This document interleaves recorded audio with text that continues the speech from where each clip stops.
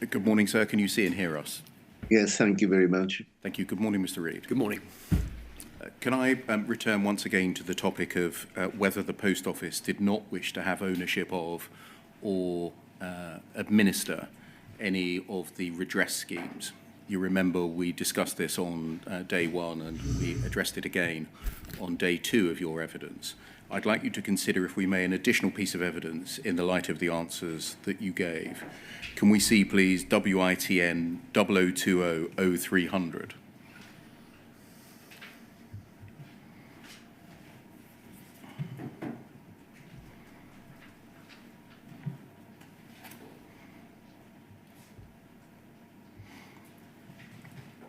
You'll see that this is a witness statement of Thomas Cooper, who you'll know. Indeed. By way of a reminder for others, he was the UKGI non-executive director on the Post Office board for 5 years. Yes, that's correct. Between March 2018 until May 2023, when he was replaced by Lorna Grattan. That's correct. He gave evidence, by way of reminder, for the transcript in phases 5 and 6 of the inquiry on the 10th of June 2024. Yes, that's correct. And this is a subsequent witness statement of his addressing some phase 7 issues. Can we look, please, at page 11?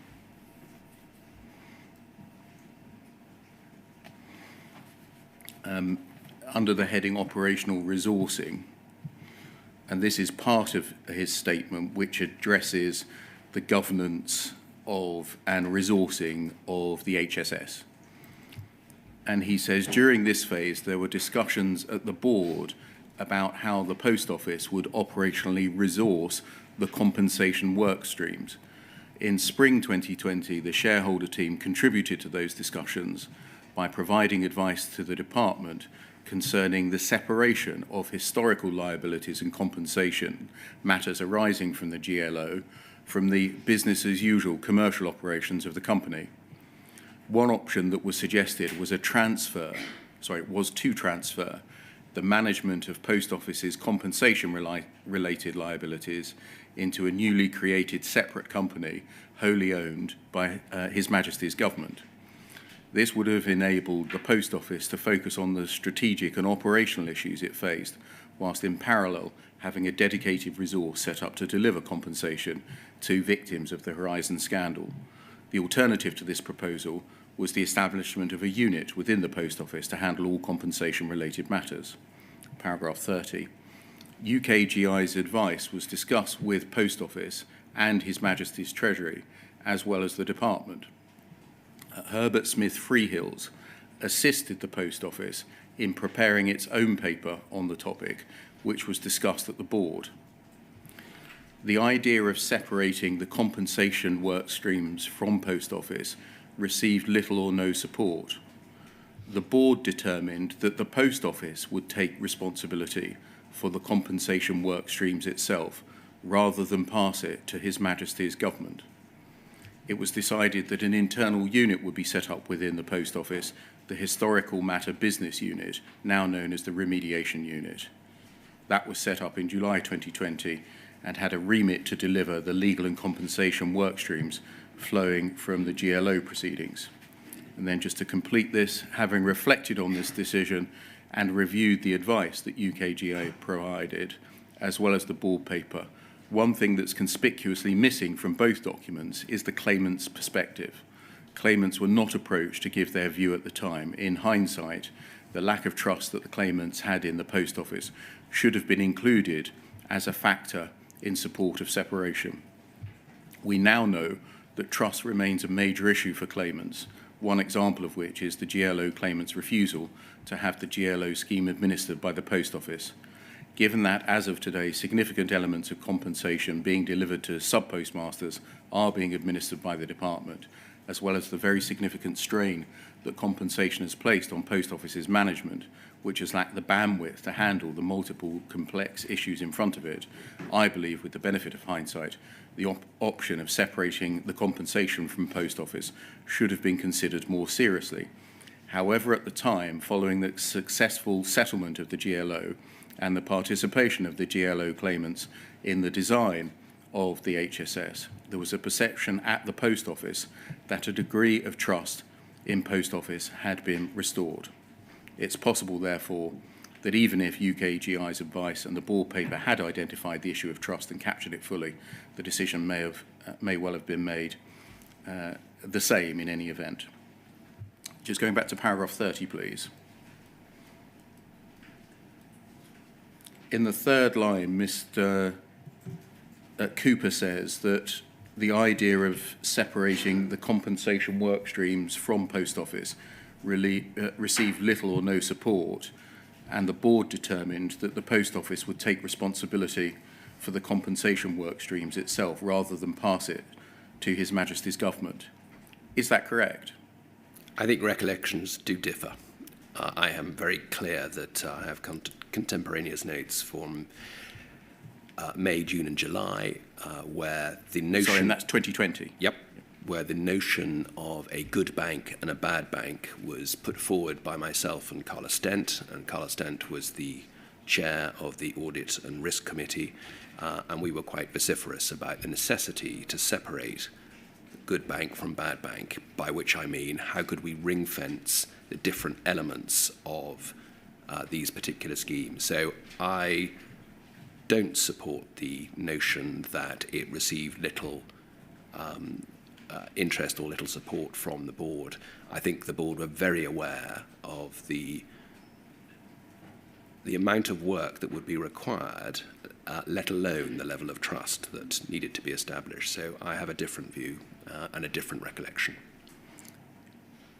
Given that in any event there appears not to have been agreement with government that Post Office should not participate in or administer the compensation schemes, wouldn't that therefore present the ideal opportunity to tell the inquiry, when it was considering that issue, Post Office's view? Quite possibly. As I mentioned yesterday, and I think indeed as we discussed on Wednesday, this was very clearly an instruction from the UKGI. It wasn't a shall we decide how to do this? What is the best way? So I'm very clear on that. And when you say it was an instruction from UKGI, the instruction was to what effect? To the effect that we would manage the compensation schemes. So it's almost precisely the opposite of what Mr. Cooper says. Yes, I as I say, I'm very clear that this was something that wasn't a choice for the board. The board didn't have a choice about whether or not it could administer compensation schemes.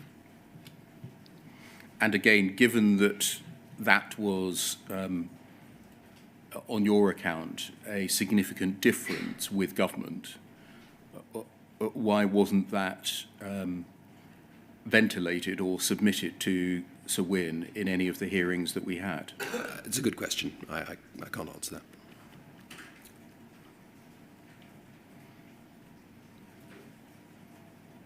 Thank you. That can come down.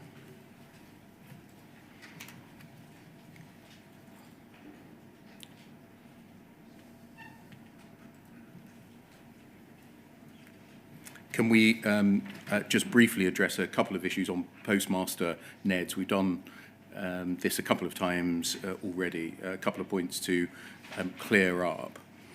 You tell us in your first witness statement, there's no need to turn it up, it's paragraph 94, that they were not provided all papers that went to the board because of conflicts or a conflict. Is that right? That's correct. What was the conflict that the provision of papers to the Postmaster Neds that would have arisen? I think very specifically we were conscious that Postmaster Neds were first and foremost postmasters in their own right, and therefore by definition there were commercial sensitivities that may or may not have determined a particular course of action. We were making decisions with banks, with Royal Mail Group, with travel businesses, with our online business, and clearly postmasters would have been privy to particular information that might have a commercial sensitivity that may well have impacted decision-making that they could have been involved in, as in on their own accounts. And I think it wouldn't be unreasonable to expect, given the duality of their role as both a postmaster and an entrepreneur running their own business, as well as determining and deciding what the direction of travel for the post office is, that they would be privy to certain information that might have put them in an advantageous place, or indeed in conflict with the organisation.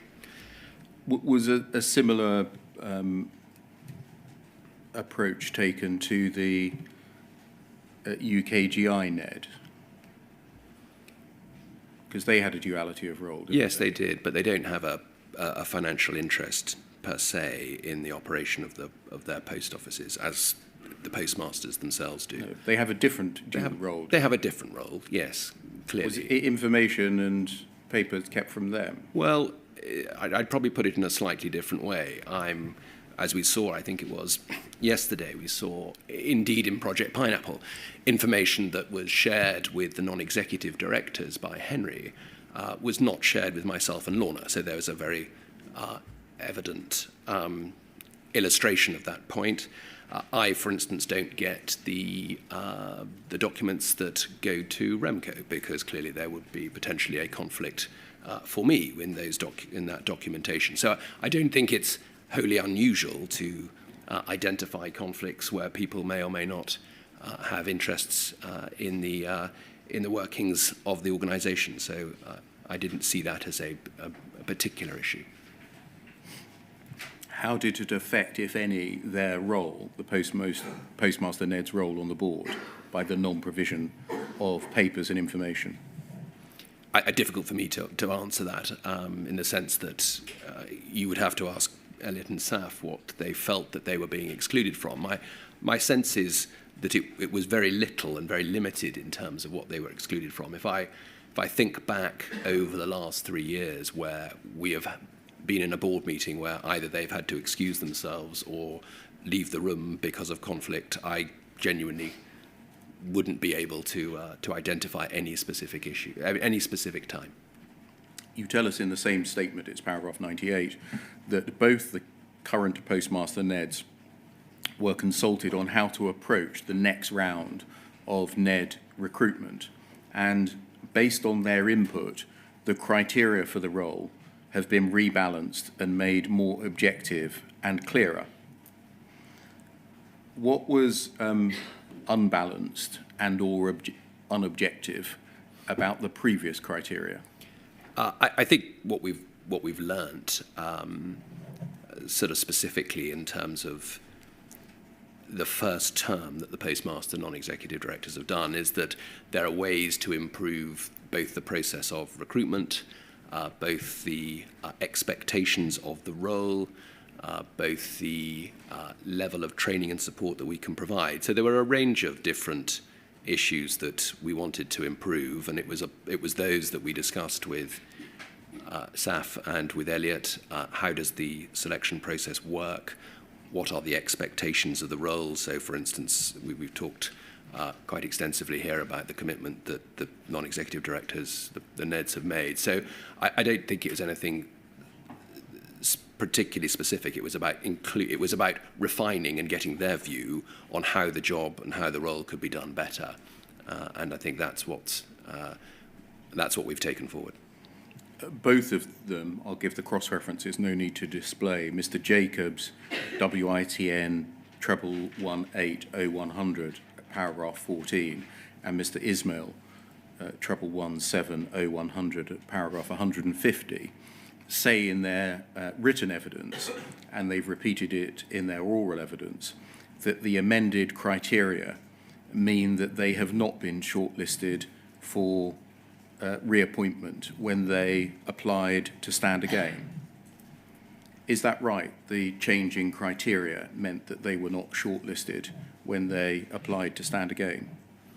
I wasn't aware that it was a change in criteria that stopped them from being shortlisted. I haven't seen the analysis of all the participants who've come forward to put their names forward. That's obviously something that's managed and run by the company secretary, and the nominations committee will be the individuals that determine what the criteria is for the selection process. So that's obviously not a committee that I sit on. Mr. Ismail says in his statement, same reference, paragraph 151, quote, "I believe the timing and criteria were engineered to exclude me and Mr. Jacobs because we are too challenging, too inquisitive, and ask too many awkward questions." Is that right? I don't believe that's right. They gave interviews to the press, that's right, isn't it? And I think you refer to one of the articles based on what they had said in your witness statement, a Times article in February 2024. I think that was an article that you presented to me as opposed to my presenting to you. Yes. You see what I mean? Yes. You mentioned it in your witness. I responded to it, yes. Yes. And so what would you say to the suggestion that they were too challenging, too inquisitive, and asked too many awkward questions? I'd say that was their job. I made it very clear yesterday that I championed postmaster non-executives to be on the board for exactly that reason. I knew that they would bring a tactical focus and an operational focus and an understanding of what was going on in the business at the time. It would be uncomfortable at times, and I was very aware that that would be the case. I had experienced it at NISA. I knew what I was letting myself in for, and I think certainly my own expectation was that it would bring the board closer to postmaster issues, and it would bring the board closer to what is going on from a trading perspective as well as from a cultural perspective in the organisation. And that was an important way of trying to rebuild trust. That was the ultimate aim of the objective, as well as getting their unique experiences of being a postmaster in the organisation around the boardroom table.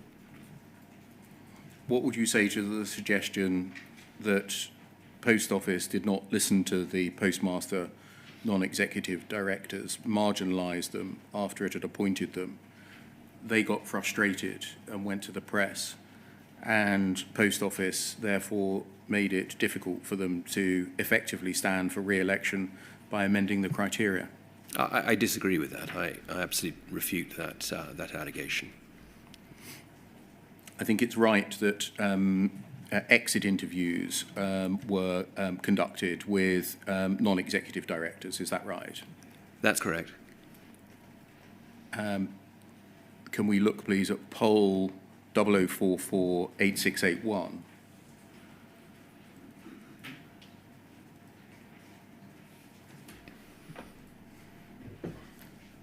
Ned exit interviews written summary conducted by Ernst & Young, EY. Yes, that's correct. And if we go, please, to page 5, please. I just want to look at some of the things that were suggested.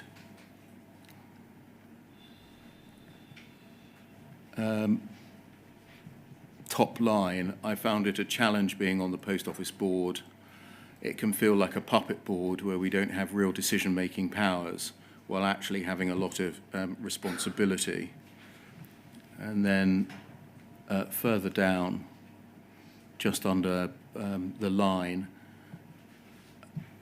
in answer to the question, what are the issues facing Post Office that will likely consume the time of incoming NEDs, answer that they will be coming into a board that's actually not that influential as a whole. It really has no authority.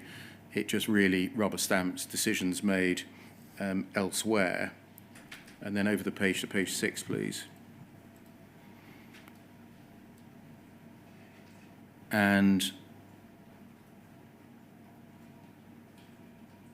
just at the bottom on the page that's being displayed at the moment, 2 paragraphs up, the GE use the board to rubber stamp things but don't involve the board as they might. I'm not sure we're respected or valued. We're all vested.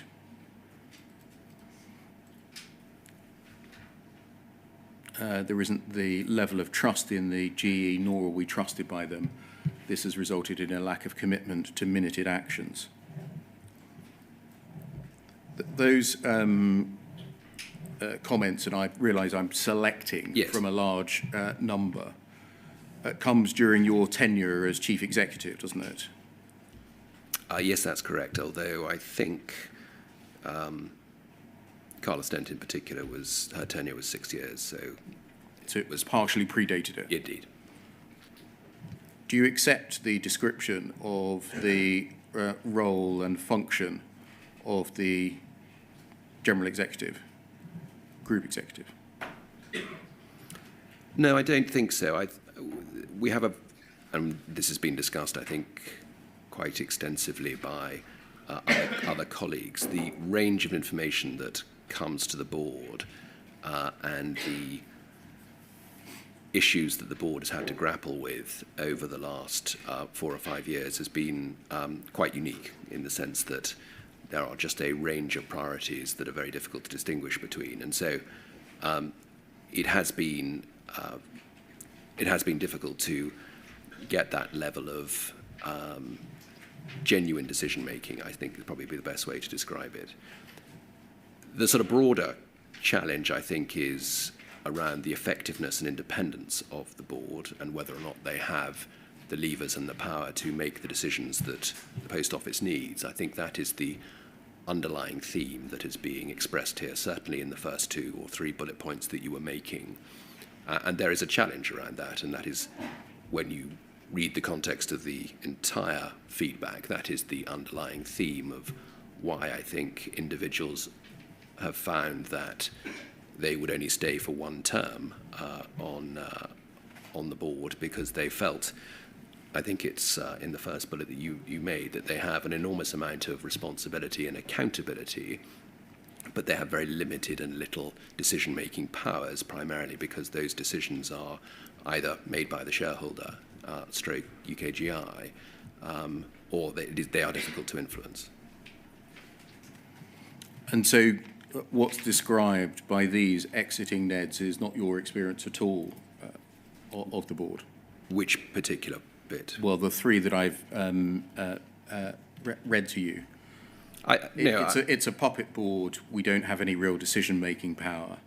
The board isn't influential as a whole. It rubber stamps decisions, in fact, made by the GE, and the board rubber stamps things that are for which it isn't respected or valued. No, I don't think I would agree with that. I think the first 2 points that you make are actually more references to the influence and shape of the board with regard to the shareholder as opposed to with regard to the group executive. I think it has been very tough, I think, for the board and the group executive, certainly at this particular juncture. But I don't think that is something that is widely experienced in terms of the group executive just expecting the board to rubber stamp issues. I think it's more the volume of work that the board was having to deal with that meant they couldn't give the level of attention to the specific issues and topics that were being brought forward. And secondly, I think the nature of the business, and I say this in my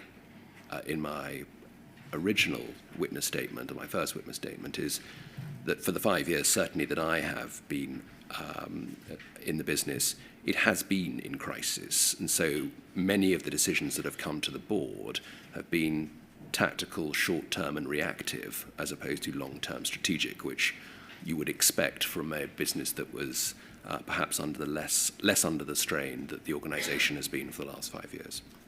I think you've had your attention drawn, that can come down, thank you, drawn to an email exchange between Lorna Grattan and Rachel Scaraballotti in October 2023.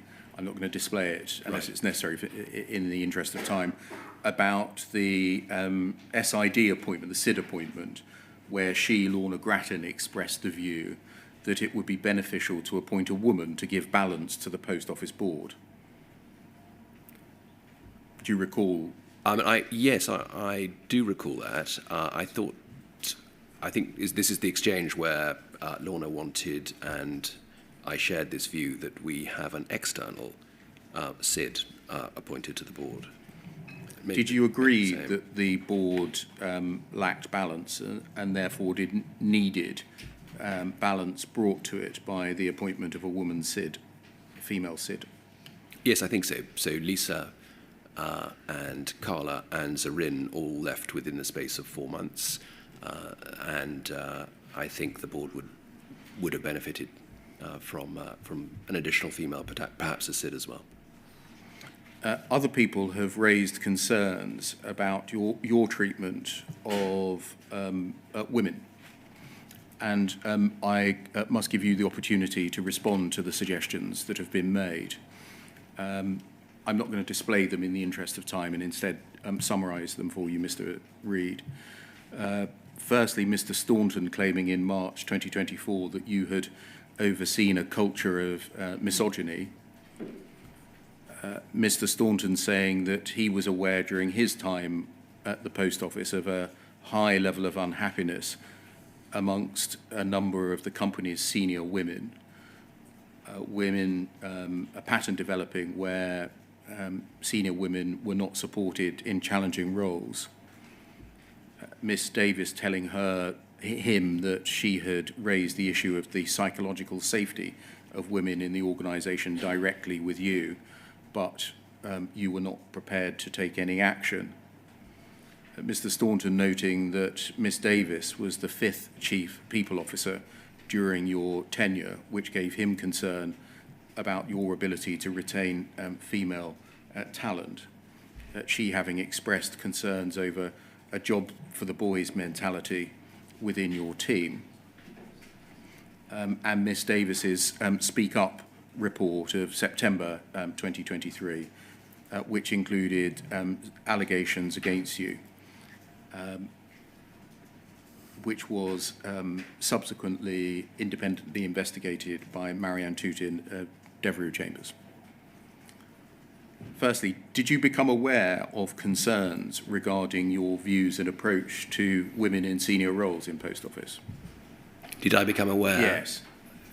In what? Well, I became aware when Ms. Davis, having left the organisation in June 2023, in September 2023, elected to bring a series of grievances against me and against Henry Staunton and against the Post Office more generally, having not had her job role and her probation period converted into a permanent role. And so, having left the organisation in June, it was then some 2.5 months later that she made a series of allegations against me and including Henry.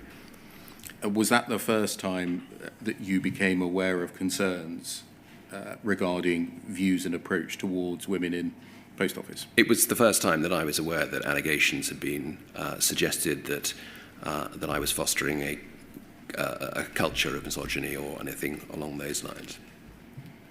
When you joined the Post Office, were you concerned about any lack of diversity amongst the senior executive team or the board? Not at the board. I think we were a diverse and functioning board. I think it was relatively well known that the group executive was male-dominated, certainly, and we were keen to set ourselves some targets for the senior leadership group and also for the group executive to introduce some diversity to both of those two forums. You tell us in your witness statement, no need to turn it up, it's the second witness statement, page 17, paragraph 49, that a survey conducted by Post Office showed that the proportion of women experiencing comments that felt offensive, embarrassing or hurtful was greater than men, and that rose significantly and consistently with seniority. Following the results of that survey, what steps were taken, if any, to address it? We had an action plan. 3 things emerged, I think, from that survey in particular, if it's the one that I recall. The first one was that disabled colleagues within the business were suggesting that they didn't have the opportunity to get on in the same way and weren't supported in the way that some of their abled colleagues were. We had an issue, a cultural issue, in that some of our cultural minority colleagues felt that they were not getting the level of promotion that they wanted and warranted. And then the third piece, which quite rightly you highlight, which was very, very disappointing and surprising to a degree, was that senior women within the organisation had experienced more unwanted comments than their male counterparts. And so we established those three as the core equity, diversity and inclusion elements to our strategy, and we advised the organisation that that is where we were going to spend our time. We have recruited a new capability and inclusion director, and also a new equity, diversity and inclusion director to spearhead the strategy, our EDI strategy, that we want to develop. So we are very conscious of that feedback and have been very transparent in the fact that this is something that we will be addressing over the next few months. One miscellaneous topic before I ask my final questions to you. Can we look, please, at poll 0044-8381?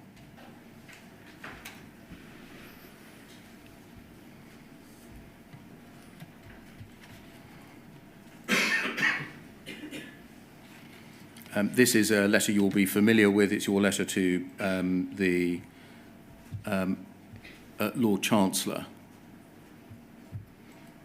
9th of January 2024.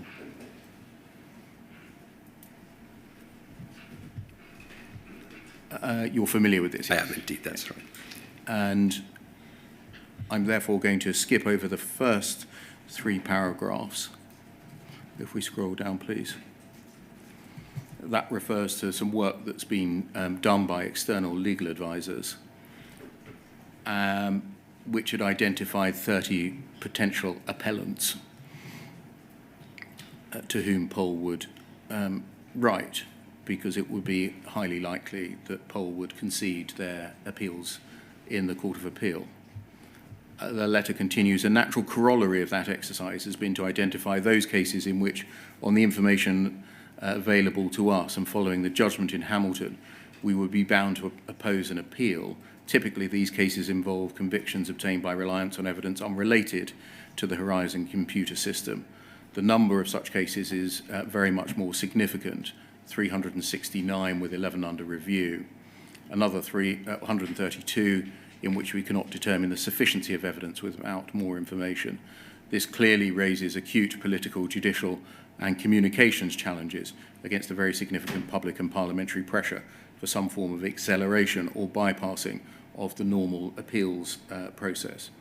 Was this essentially you, on behalf of the Post Office, saying to the government that it should not legislate in an exoneration bill or similar because of an assessment that by Post Office that the vast majority of convicted sub-postmasters were, on its assessment, unlikely to have their convictions quashed in a court? No, I was making no valid judgment, as I said in the fifth paragraph, about what this meant or what you could interpret it from it. I was extremely conscious that we discussed with the advisory board through the previous autumn, actually in the summer, the real challenge that we had in light of Hamilton of encouraging postmaster victims to come forward. We discussed a range of different ways to try and achieve this, and it was really to highlight that we felt we had an obligation. I was advised that we had an obligation to let the Lord Chancellor become aware of the fact that we'd done this work, that we had shared it with the advisory board, that we recognised there were challenges, and clearly it was important that we made ourselves, Peters and Peters, Simon Baker, Jacqueline Carey, the cases that had conducted the work on our behalf, made them aware of what we had done and the challenges that we'd experienced. You tell us that the board held over 60 meetings regarding the Post Office's responses to the CCRC and criminal appeals just in the period 2021 and 2022. Has the Post Office similarly engaged with or held meetings in respect of its response to the Scottish Criminal Cases Review Commission and the Procurator Fiscal Service in Scotland? No, we haven't. And why is that? I think when we first met in 2021 and went through a series of board meetings to look at individual cases, we hadn't established our remediation committee, which is the subcommittee of the board that now oversees remediation matters. And my understanding is that the remediation committee are overseeing those matters as opposed to the full board.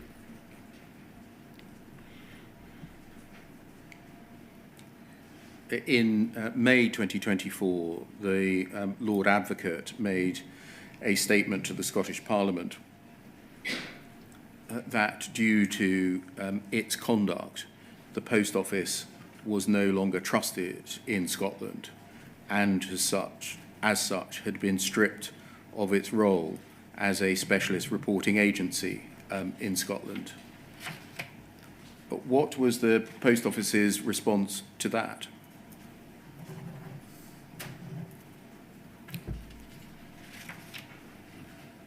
I'm not sure we had a formal response per se at the board, and I don't recall that happening. I think we had and have been very clear that we will not be conducting any form of prosecution, so I don't think it was of enormous surprise that that was the decision that was made, but it wasn't a formal discussion, certainly at the board. It may well have been something that was considered at the remediation committee. Has the Post Office carried out any formal review of its previous performance in the role of a specialist reporting agency in Scotland? Not that I'm aware of. Lastly, on this topic, can we turn up poll 0044 8701?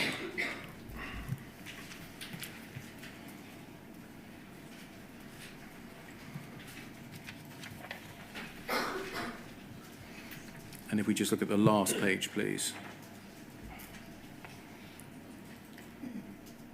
This is a letter from Mr. Vamos, partner and head of business crime. And if we just scroll down, we can see it's sent for and on behalf of Peters and Peters, solicitors. And if we go back to the first page, please. This was a letter that I think was displayed on the Post Office's website. Yes, I understand that, yes. Do you know how that came about? How it was put on the website? No, I don't, but I've learnt during the course of this inquiry that was the case. And then it was taken down? Quite possibly, yes. Yes. Do you know I don't know anything about why it was put on the Post Office's website and then it was taken down? I don't. No, I can't give you that. Who do you know who instructed Mr. Vamos, if anyone, to write this? No, I understand it was unsolicited, as in it came to us unsolicited. So it's a Post Office criminal lawyer, Yes. somebody instructed, Yes. expert in the criminal law, writing to their client uninvited, or Yes. unsolicited, or Yes. uninstructed Yes. to do that, is your understanding? That's my understanding. But then it's put on the Post Office's website. So I've now subsequently discovered, yes. In the second paragraph, sorry, it's the third paragraph, the third on the page here, the second substantive paragraph. Mr. Vamos says, in reality, it's highly likely that the vast majority of people who have not yet appealed were in fact guilty as charged and were safely convicted. By posting this on the Post Office website, did the Post Office ally itself to that view? I don't know the detail of how and why it was posted to the website. I think there is a question that we've got to ask ourselves as to the governance of what it is we put on our website and how material goes onto the website. I think that's something that we've got to review. Was that the view within the General Executive? No, I don't believe that is the case. So looking at the matter generally and standing back, do you know how it is that Post Office's principal criminal lawyer wrote an unsolicited opinion for the Post Office which said that the vast majority of people who haven't appealed were as guilty as charged and safely convicted, and the Post Office publishes that? It looks pretty appalling. And I'm just asking, do you know how it happened? No, I don't know the genesis, as you say, of the letter itself, or indeed how it then and who determined that it would be put onto the website. It's addressed to dear all. Who are the all, Mr. Reid? I don't know, sir. I don't know who all is. I'm not clear if this was communication that went more broadly to other people. I'm not certain. I mean, normally, if it's sent by electronically, we get a kind of list of recipients on email, don't we? Unless I'm wrong, I don't think the inquiry knows to whom it was actually sent. We can obviously find out who that is and obviously help the inquiry if that would make sense. Thank you. Lastly,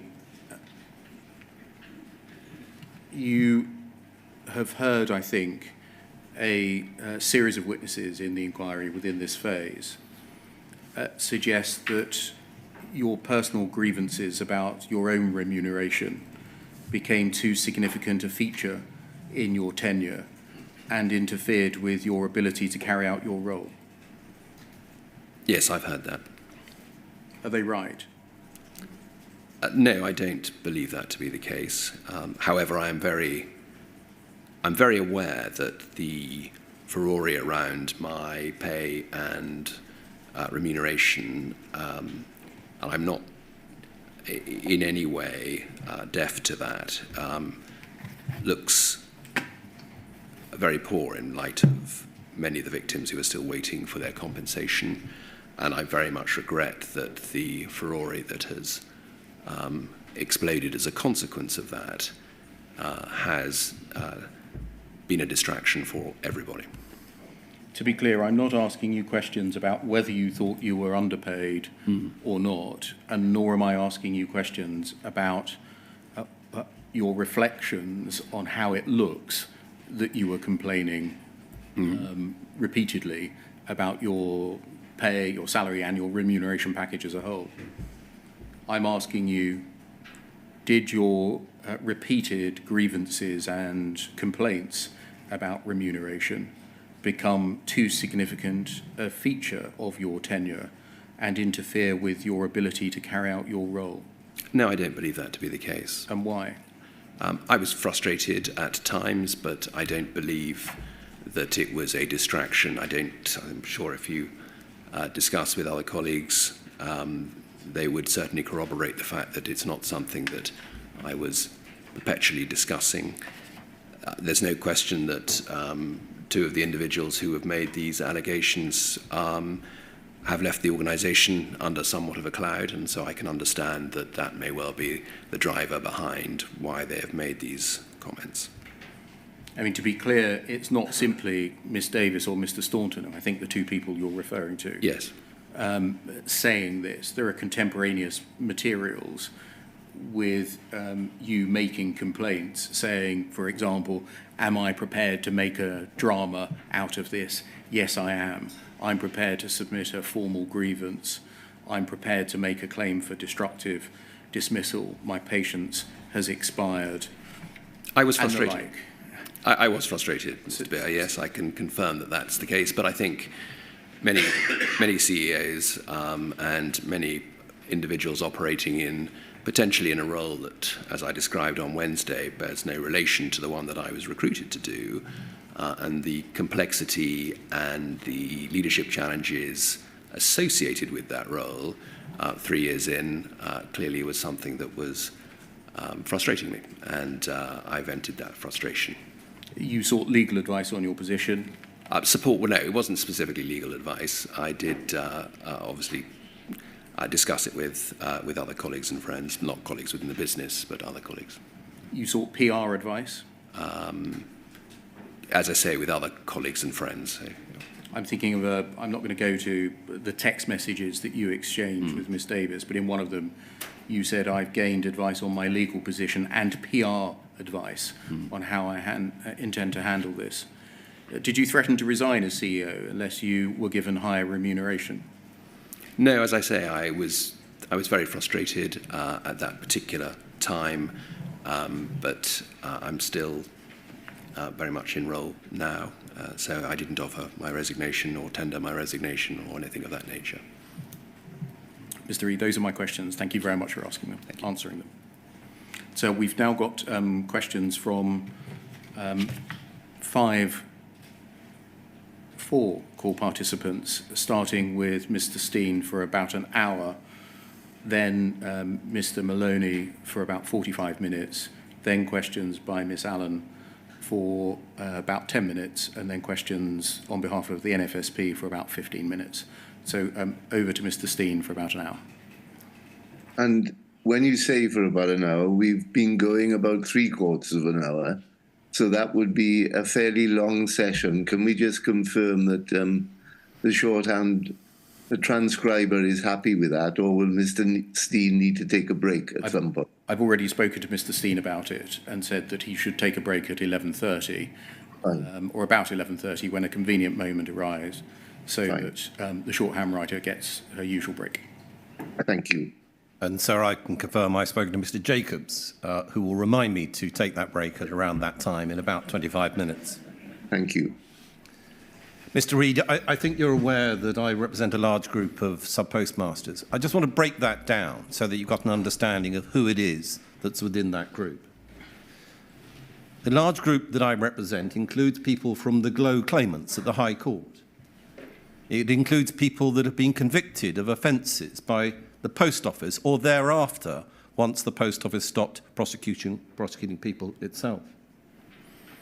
It includes people that were branch managers, such as Peter Holmes, deceased, represented by Marion Holmes, who appears in this inquiry and sits behind me today. It includes people that were working in branches, Miss Falcon, who was one of the last people convicted using Horizon data, who was an employed person working within a branch.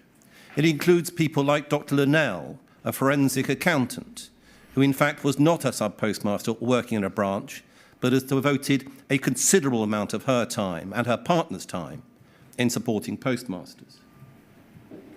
And it includes, importantly, the families of those people, although we don't in a legal sense represent. We support and we try and we speak to whenever we can. This is a large group of people, a broad church of people. Do you understand that? I understand. And the final small group of people we represent are current postmasters. So that is the direction of travel that we take in relation to the questions I'm asking you today, Mr. Reid.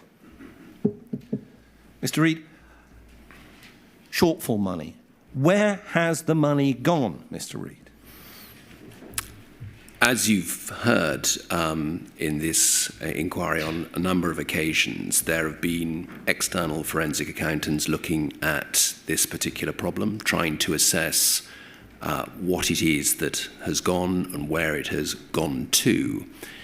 The current piece of work on this topic has identified a figure somewhere in the region of £36 million between 1999 and 2015.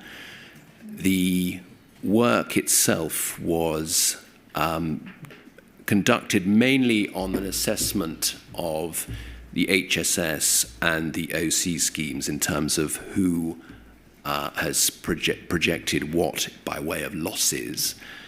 The challenge, of course, is that monies that have been repaid into or through suspense accounts and the like could easily have been customer money, client money, as opposed to necessarily specifically post office money. And so the proportion that goes straight to the bottom line, for want of a better word, within the post office can be quite obscured. I guess what I'm trying to say is we think we have got a figure of somewhere in the region of 36 million spread across those years.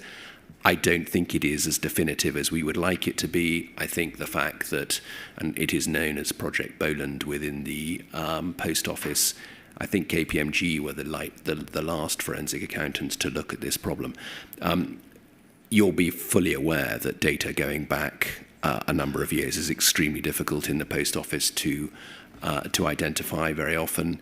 And that is our best endeavour in terms of where we've got to. As I understand it is going to be reviewed again, but it is a frustration, and I appreciate it's a frustration. We've talked about this topic at the inquiry on a number of occasions.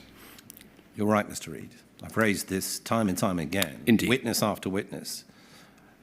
I asked Mr. Cameron on the 17th of May 2024 the very question I asked you, where's the money gone? Yes. I got told by Mr. Cameron after a number of other questions.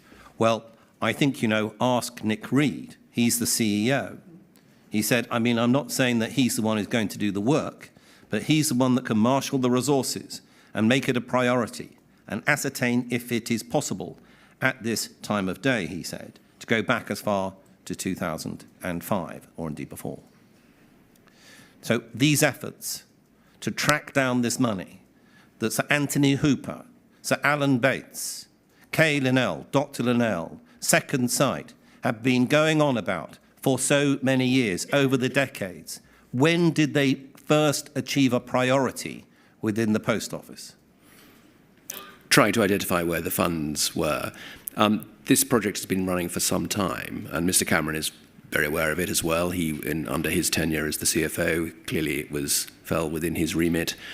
We reignited those in light of the conversation that you had with Alistair in May, and that's why the Project Boland has been reignited. We've been immensely frustrated. We've all been frustrated that there isn't a simple answer to this question. It's an extremely complex issue because clearly, by definition, people are paid in losses themselves and have not alerted the Post Office. We don't have the level of data that goes back or the accuracy of the data that goes back, and as everybody is fully aware, that is a great frustration.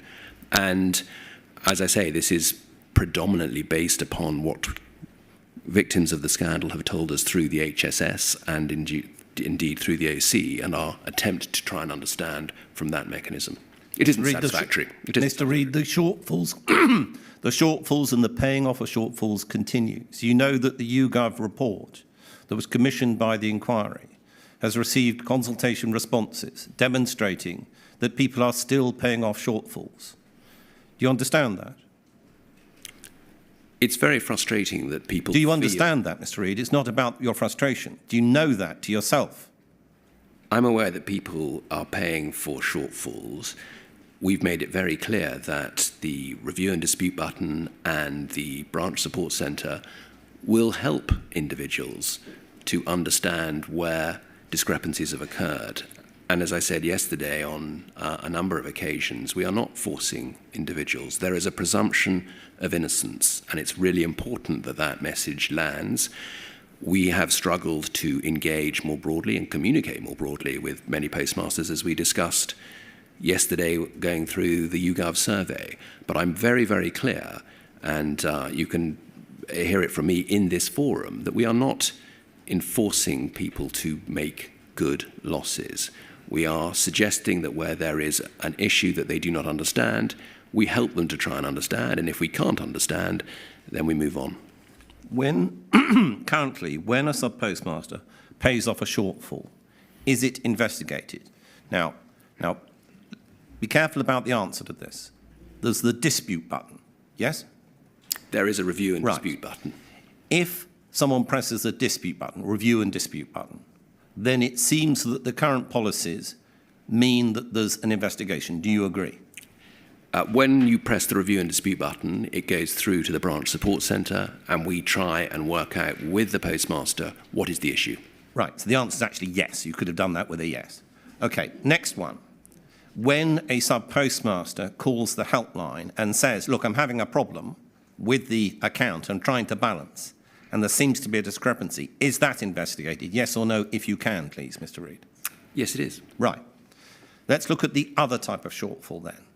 So where someone does not press the review and dispute button, where someone does not phone the helpline for whatever reason, is that investigated? So a shortfall that is paid off by a sub-postmaster, which is not the subject of pressing the button and not the subject of calling the helpline, is that investigated? If it isn't brought to the attention of the branch support centre, then it won't be investigated because we would be unaware of what had occurred. Now, the system within a branch... You. Forgive me, Mr. Reid, you finish. Unless I'm misunderstanding you, we would have to have the discrepancy or the loss brought to our attention for us to be able to investigate it. If people are still paying in because they have done a branch, they've done an end of day, an end of week or a trading period reconciliation and found that they've got cash and stock that doesn't match what's on the horizon, and they're determined that they want to pay that money in, then it's very difficult, I think, as my understanding goes, for the Post Office to be aware of that particular situation. When individuals within a branch account find that they have a shortfall, they're doing so based upon the data that they have, which is also on the Horizon system. Do you agree? Yes, that's correct. Right.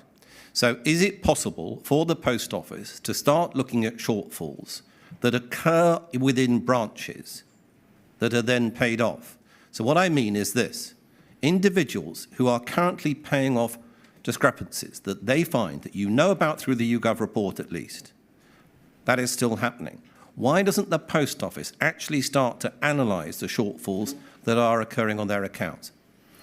Well, we have a discrepancy report and a shortfall report. Every single investigation that now occurs into a shortfall and or a discrepancy is recorded. So we have an impact, a branch impact sort of program, I think it's called BIP, which identifies all the shortfalls and identifies all the discrepancies, so that that database is available for anybody in the branch support centre or anybody in the support and reconciliation centre to look into to see if there is a commonality or a theme. And what we do is obviously we look at the range of discrepancies that occur and we start to address them by theme, so that those that are occurring more regularly, and we discussed this yesterday in terms of moving keys or the like, we address. So let's go back a couple of minutes into your evidence. You agree that if the situation is that someone within a branch pays off a shortfall that they don't bring to the attention of the wider Post Office, maybe because they're afraid to do so, maybe it's because the history of this very scandal has affected them so that they don't feel that they can, or maybe it's because it's a smallish amount of money and they just want to keep trading without interruption.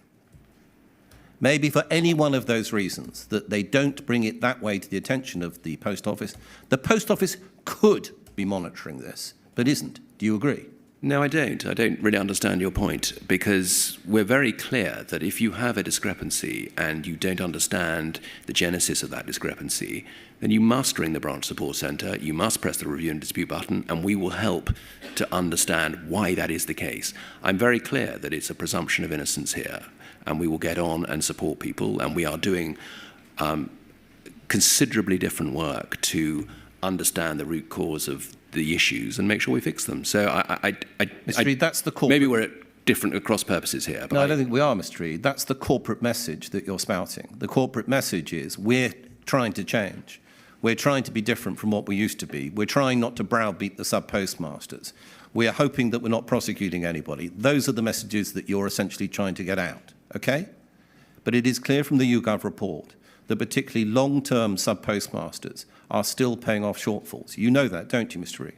I would be very concerned if people were paying off shortfalls that they felt were not as a consequence of an action that may have taken. What do you mean concerned, Mr. Reid? That is essentially what the YouGov report has identified, that people are still paying off shortfalls themselves. It's not just a concern, this is happening. Do you dispute that, Mr. Reid? No, I don't dispute right. it. They need to, as I've mentioned before, get in touch with the branch support centre if they believe that the discrepancies that have been generated in branch bear no relation to activity that they have been deployed in. Look at it from the sub-postmaster point of view. Yes. I'll turn at the end of my questions to what's happened through your visits as part of reparations, as part of meeting people that have been affected by the scandal. You, I know, have gone on those visits, and you have done that, and you have shown empathy, yes? Yes. And they've affected you. We can Very see much that. so. Yes. And you know that the long history of this scandal has Yes. affected people working in branches currently, yes? I agree. And you're essentially saying we're trying to change and we're trying to get that information across. Yes. And you understand that the YouGov report is highlighting the fact that people are still paying off using their own money. I do. And it's perhaps there's a trend towards it being the longer-term sub-postmasters. I think that's fair. And so you understand that the message that you've been trying to get across, perhaps it's not being received, perhaps it's not even welcome, that the message is a difficult one to get across. Yes, and that was very much what I said yesterday, was that we are struggling to engage with the longer-term postmasters for the reasons that I think you have articulated very clearly. And Mr. Reid, how much longer have you got at the Post Office? To the end of March. End of March. It's clear, I think you'll agree, that there's work to be done in this area of shortfalls. I would agree with that. Will you rededicate your remaining period of time, not exclusively, but at least a part of it, to working on the shortfalls, to making sure that people know and understand that they don't have to pay it off, that there is a way of sorting it out without having to use their own money? Will you do that? I will certainly do that. More importantly, and I think what even more importantly is we're just not reaching some of the postmasters who have had long service within the Post Office for perhaps some of the reasons you've described, which is the level of trauma and the level of mistrust. That is of great concern to me, and that is something that we need to address. I'm going to turn to a document that is called one of the Postmaster Support Policies, of which there are many, and it's the Postmaster Account Support Document, POL 00448 3 zeros. I'll repeat that. POL 00448 3 zeros.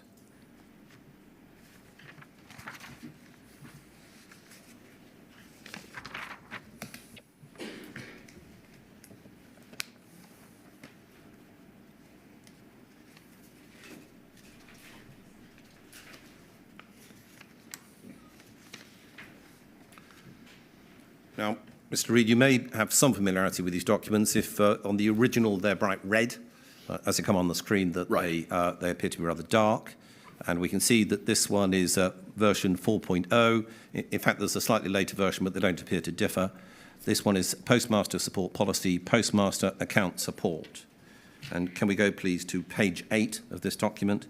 And so, for your assistance, these are documents from this year, 2024. Yeah.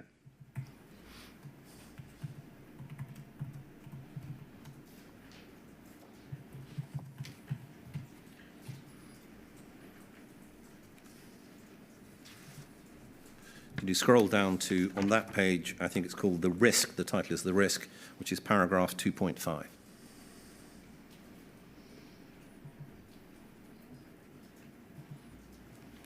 If we read through that, Post Office can recover losses from a postmaster when such losses are caused through negligence, carelessness or error, and Post Office has carried out a reasonable and fair investigation, as set out in the Postmaster Accounting Dispute Resolution Policy, as to the cause and reason for the loss and whether it was properly attributed to the postmaster. Postmasters are also responsible for losses caused by their assistants.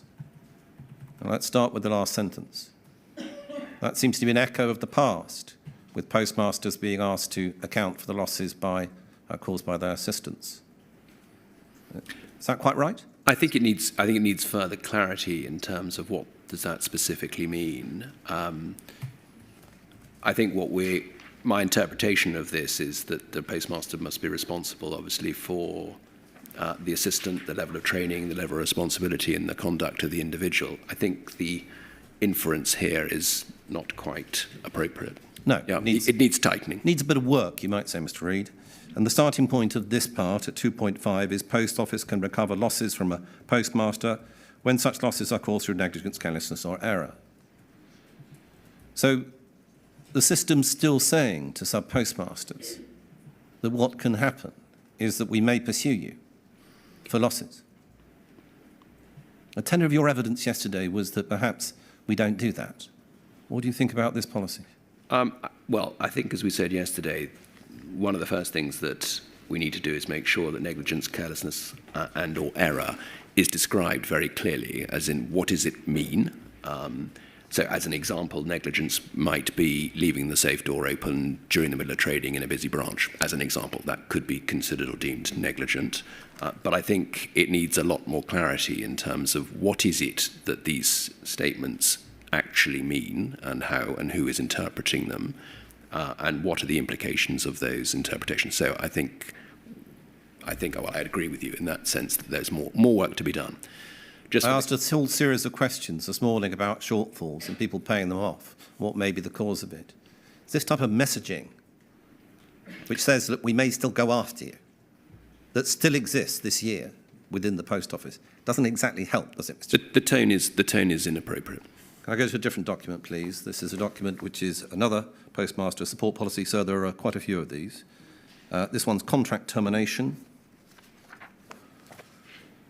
And the reference is POL 00448-206. So I'll repeat that, POL 00448-206. And are all these documents 2024, Mr. C? They are, so I can show the dates on these things. No. I'd assume they're all 2024 unless you tell me otherwise. That's right, sir. You might at some stage ask the inquiry team for copies of these, but they're changing so frequently, to be fair to the Post Office, that it's difficult to identify the ones. The ones I've got, in fact, are slightly later ones than the ones that I can find on relativity. Just for a point of help, the postmaster support policies, I think there are 12 in total. They go through a yearly cycle of review and revision. The Risk and Compliance Committee and the Board Committee, which is the ARC Committee, which is upon which actually postmasters sit. So postmasters non-executives sit on that committee in terms of Elliot Jacobs in particular. Can we go to paragraph 4.5, please? I'm conscious, Mr. Reid, obviously, of time, that's all. Okay.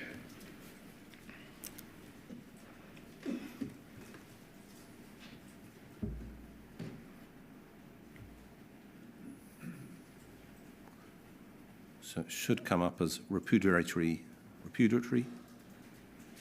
breach. How do you say that word? Repudiatory. Right. Okay, 4.5, immediate termination. In fact, on the document I've got, which is slightly later, it's called, how do you say that word? Repudiatory. Repudiatory breach, okay? So 4.5, immediate termination. Post Office may only terminate a contract immediately without notice where, can you go over the page, please? And then, 4.6, there we go. And further down, please. So 4.6. So this is about immediate termination, okay? And these are the sorts of breaches that can cause immediate termination. 4.6,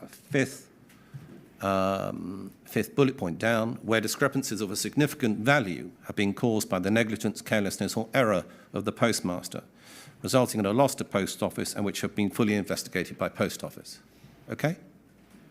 Mr. Reid, my suggestion is that if we follow through the documents that are in existence, that are live today, that essentially the same message is going out, even to the point of essentially saying you might be sacked without notice. Well, I think a couple of points on that. What I'm very, very clear about is there is no termination without the Dispute Resolution Committee, upon which sit two ex-postmasters, one of which is the chair of that committee, that oversees whether or not we can dismiss or can close down an individual post office or postmaster. So we've been very explicit that we do have an independent postmaster or an ex-postmaster who sits on that committee. Your understanding, though, from my questions is I believe that you accept that there's work that needs to be done, the tenor of these documents is still saying, essentially, we may go after you if we find that there are losses to the Post Office through Horizon shortfalls. That's still a message that's out there, Mr. Reid. Do you accept that this needs, perhaps, at the very least, a bit of rework? I think there is some rework that needs to be done. We can agree on that, Mr. Steen. Now, we know that in relation to shortfalls, and I quote here from the statement of Melanie Park, for those that wish to make a note, it's paragraph 97, page 46 of her statement. Her statement, for anyone's note-taking purposes, is WITN 116000100. I do not need to go to the document.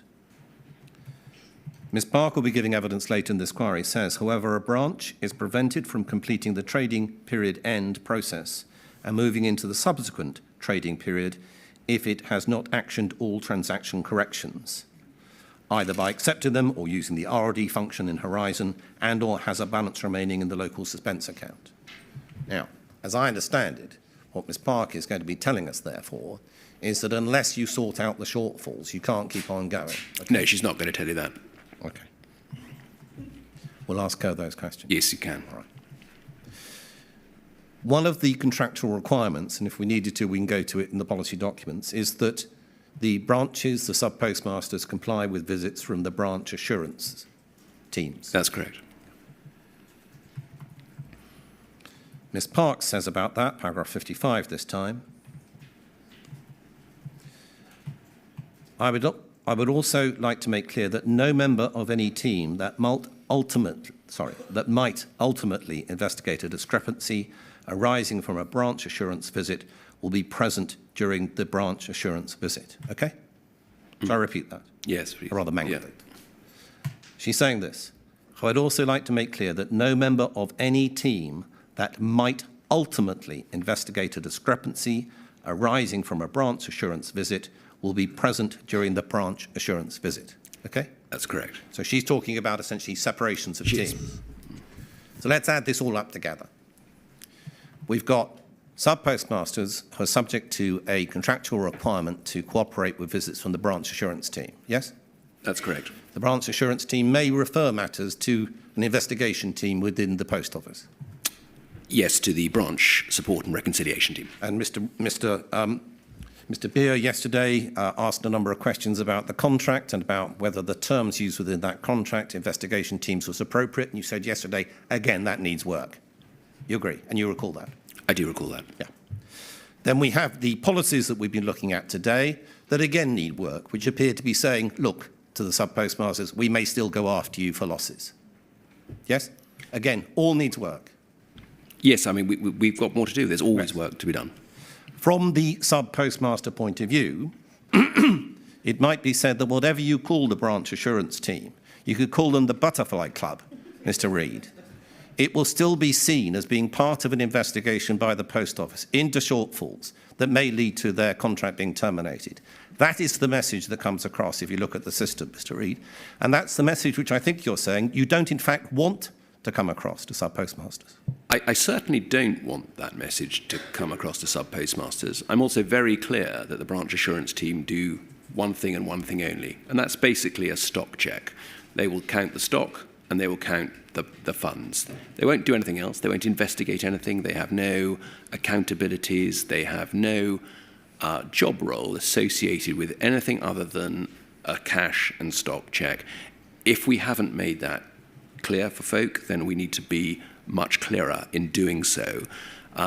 The other point I think that is important to make is the presumption of innocence still pervades, and that is really very important. We are here to try and resolve discrepancies, not to insist upon people making them up if they believe that not to be the case. And you touched on the importance of not being able to trade or move into the next trading period. If the review and dispute button is pressed, if there's any disagreement or misalignment associated with a discrepancy, then it gets placed into effectively a local suspense account, and you move on and you trade. And you trade the following week, and you trade the following week after that. And we will then try and resolve what the issue is. And if we can't resolve it, then we have a dispute process that we can go through. But we are not at any stage forcing people to make good losses that they do not agree with. Now, we may well have more to do in terms of our engagement and communication. We've talked about that, and I would agree that we still have pockets of postmasters who are deeply, deeply troubled by what has occurred historically, and we need to address that. Pockets may be a slight understatement, Mr. Reid. Looking at the figures that you get through the YouGov report, you've got significant numbers of people that are still doing this. They may be doing it in £10 and £20 or £50 or £100, but they're still doing it. And those £10, £20, £50 adds up to millions as you accept over Absolutely the years. it does. Your figure of 36 million is growing, Mr. Reid. Now, my time has been set. I've asked Mr. Jacobs to give me a note to say that it's break time, and it is now is break time. Okay. 15 minutes, please, sir. All right, certainly. So we resume at 11:30, yeah? Thank you, sir. Fine.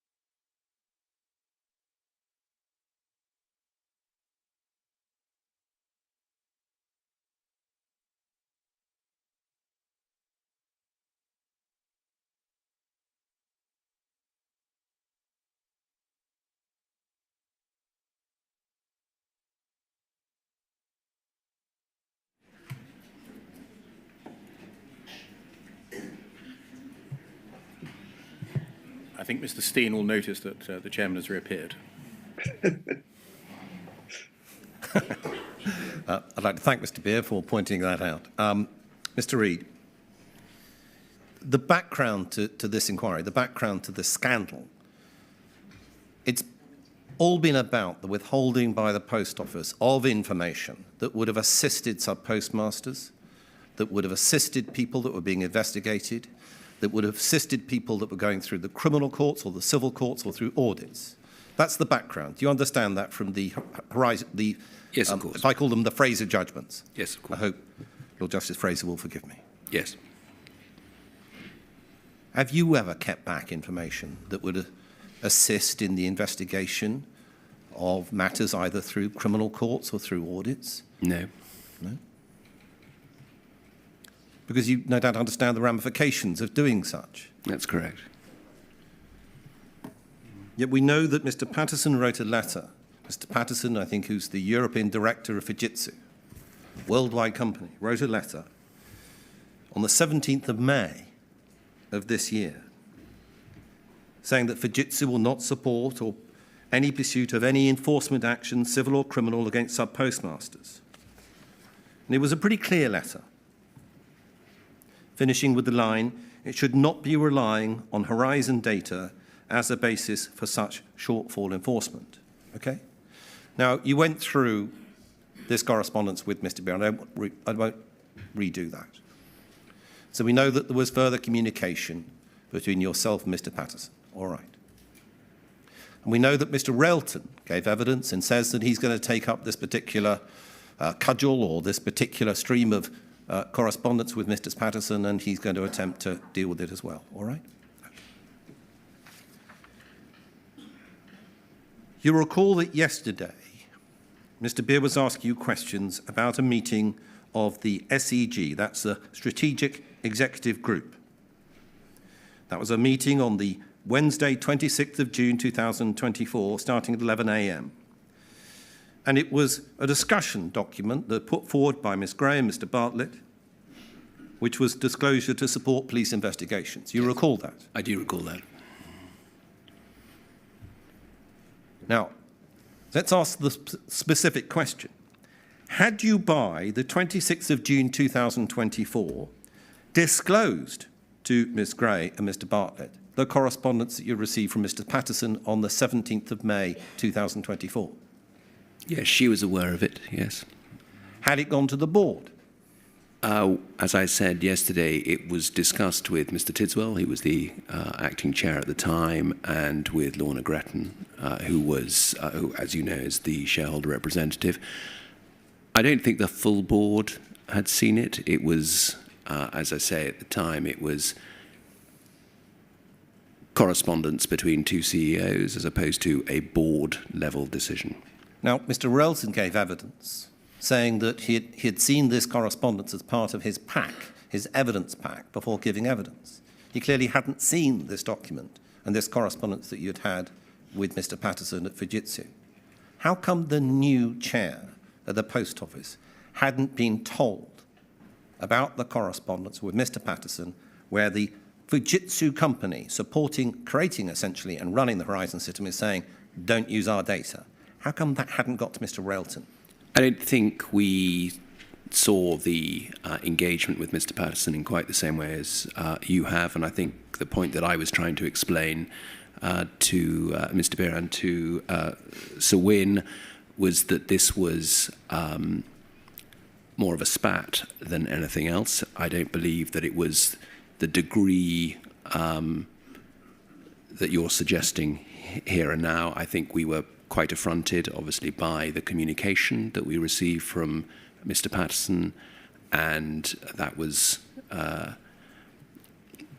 something that Owen Woodley and Neil Brocklehurst have continued to take on over the summer. That's not actually the answer to my question. How come Mr. Railton hadn't seen the document until he had it from the inquiry in his evidence pack before he gave evidence? I don't know. Because Mr. Railton's evidence by that point is that he's coming in, he's suggesting that there's going to be a turnaround of this particular ship, and it's going to be to rework the entire Post Office in relation to the questions that concern sub-postmasters. A good phrase he used. He's going to reverse the polarity of the Post Office. So it's postmaster-centric rather than the other way round, rather than executive-centric, is the way I understand it.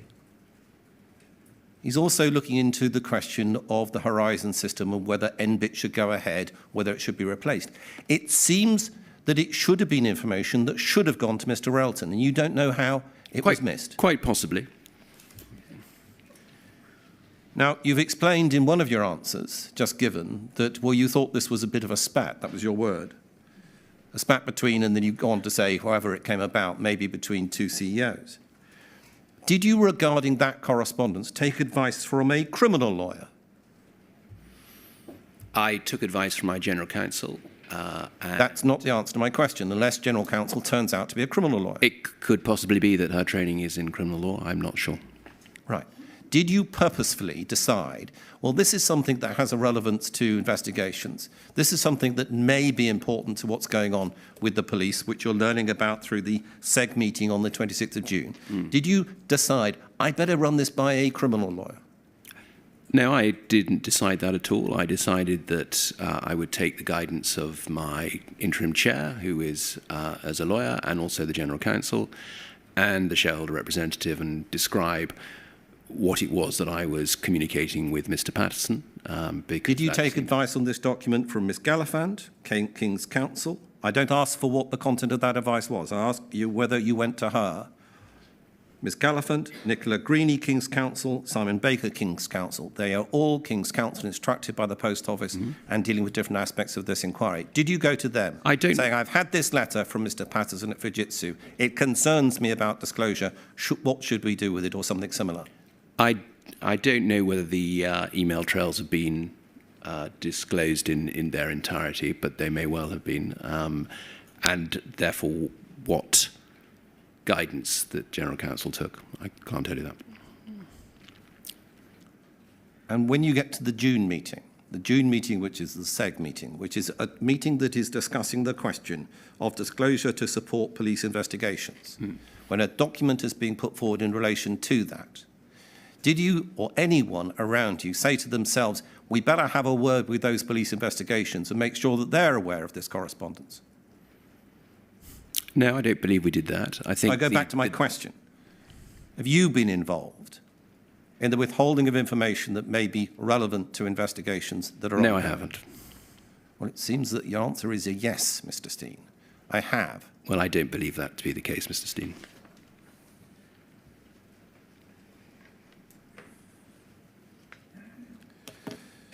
Now, there are things called entrustment requirements that are set by government in relation to the operation of the Post Office. You agree? Services of general economic interest. Yeah. So the Post Office has a wider community service aspect that is the subject of extra funding from government. Very much so. And just describing one of those by way of example. Nationally, 99% of the UK population to be within 3 miles and 90% of the population to be within 1 mile of their nearest post office outlet. Yes? That sounds correct. So using those as my example in relation to the requirement set, we know that there is, if you like, there is this outreach by the Post Office that is directed into communities whereby it might not be economically sensible to open up a post office if you want to make money. That's correct. And the government provides essentially compensation, which I think is the word used, to the Post Office to allow the support for such branches. Do you agree? The expression I used was subsidy. Fine.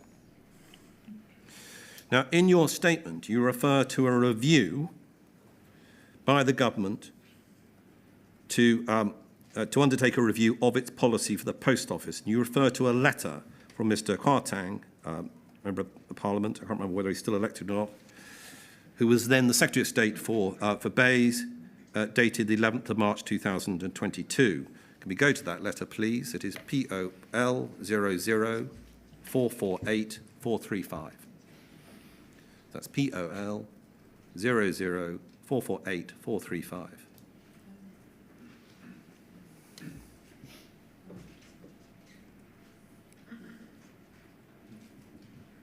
Thank you. So we see the date of this letter. We see who it's from, the Secretary of State, Department for Business, as it was then called. And we see the recipients. It's yourself and Mr. Parker. The date is 11th of March 22. Now, some of this letter, in fact, confirms the commitment to the requirements, essentially that the government is asking the Post Office to continue to commit to those requirements. All right? To the SGEIs, yes. I'm very grateful. So the particular part I'd like to refer to then is not so much that, but at the bottom of page 2 and top of page 3, please.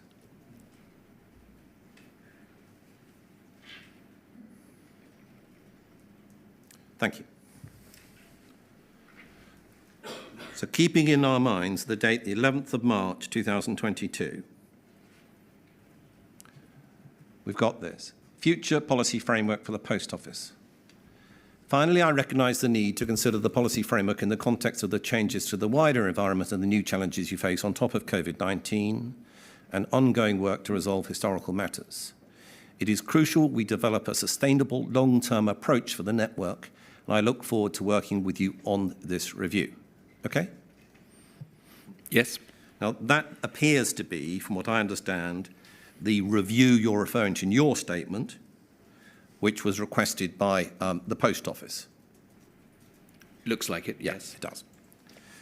Now, we're now getting close to the end of 2024, and we learned from Mr. Relton that the Post Office is in fact saying to government, look, government, Post Office needs your long-term commitment for long-term support. It needs money to be able to provide a new system, IT system, to continue operation. That's happening now. That seems to be what Mr. Relton is saying since he's come in. Why has it taken so long, Mr. Reid, for anyone to think about the result of this sort of review back in 22? Why has it taken so long, Mr. Reid? I'm not entirely sure I'm clear with your point. The government's policy review is for the government to initiate. We pushed the government in 21 to initiate this policy review on the back of a strategic review that we did ourselves in 2019-2020. So as I made the point yesterday, the policy team within the department has been very focused on compensation. I think it would be fair to say that their resources have been split between doing compensation and initiating a policy review. I'm as frustrated as anyone that we don't have a policy review from the government that we can build around, and I express this quite clearly. You may get the direction of my travel wrong.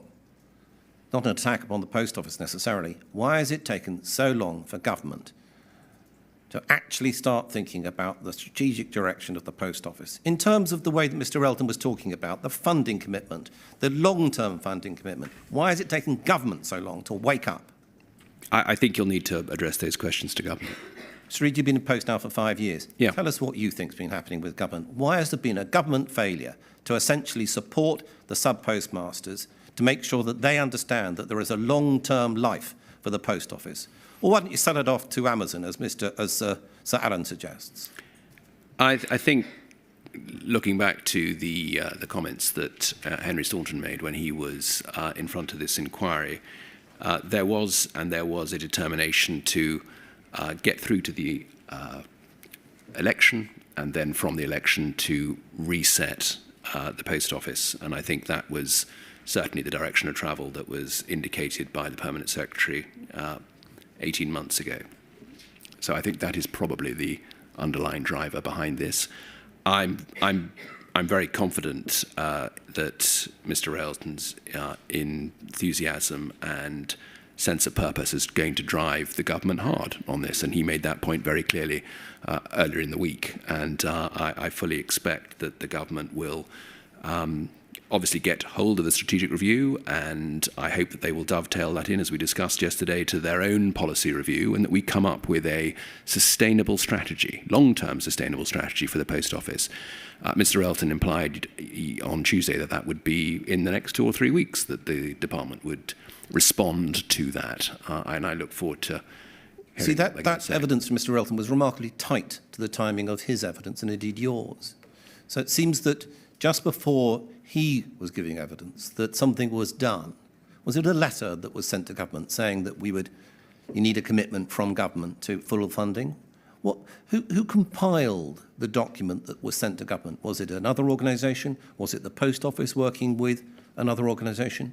Where did this impetus come from, just before giving evidence, Mr. Elton?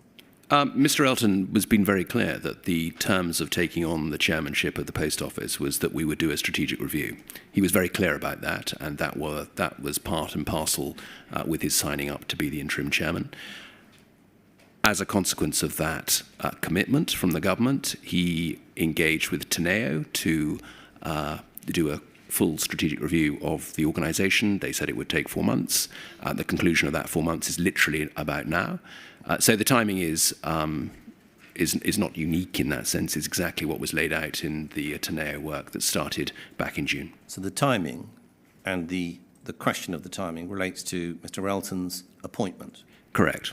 Since he's come in, he's provided that extra impetus, essentially to rattle the government cage, to say what's going on for the future of the Post Office. Yes. And what you can't say is why it's taken so long for the government to actually come up with anything itself to guarantee the long-term work of the Post Office. You don't know the answer.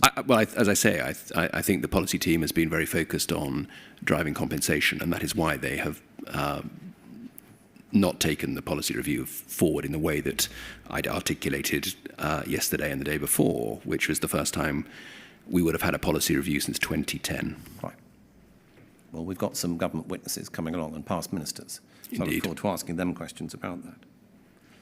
Now, we've had various references to strategic plans. We've had various references to chief people officers and reviews that relate to outside organisations drafting up something that comes back with corporate speak saying that everyone needs to be nice to each other and everyone needs to remember that there are other people working in a collegiate way within the organisation. Now, I don't in any way seek to undermine the value of such documents. It is important that people working within an organisation do in fact respect each other and do trust each other. These are fundamental to any organisation. But one of the matters that was marked out, and I asked questions of Miss Kewen about these documents, they don't mention sub-postmasters. There were 2 documents I asked her about, the people plan and then the behaviours plan, clearly directed at internal employees. How come under your watch, Mr. Reid, that there's been the production of these sorts of documents that don't refer to sub-postmasters in the way that, frankly, you would expect after all of this scandal? How come, Mr. Reid? I think as Ms. McKeown referenced, you were talking specifically about behaviours and about the importance of how the Post Office internally transformed its behaviours. And I think that was and remains a very valid and important part of the work that we need to do to develop our ways of working and to develop our behaviours. The explicit reference or the explicit inclusion of the postmasters, I can understand the concern, if that's the right word, of you and your clients. The objective of the people plan, the strategic people plan, was very much to shift the culture internally such that it was supporting postmasters. It isn't our place to, and certainly isn't my place, to instruct postmasters on how we behave. I think it is our place to communicate to postmasters what we're trying to achieve, and that's what we will be doing through our behaviours document and through our ways of working documents. I've asked you questions about shortfalls, about the policy documents. Yes. You agree that they need review. I'm now asking you questions about these sorts of people plans and the fact that they miss out reference to the sub-postmaster. There still appears to be a trend within the Post Office to miss out sub-postmasters as being a group that the Post Office is in fact dedicated towards. Will you again, in the remaining months of your period of time at the Post Office, review these sorts of documents? Ask the people within the Post Office, why aren't we referring to sub-postmasters where we should be? Again, will you deal with that? I will. Thank you.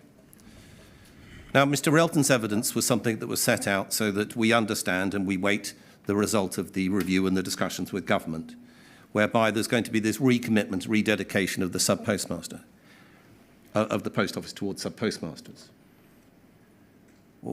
We have messages from people we represent who are current sub-postmasters to say that they're not feeling the love, Mr. Reid.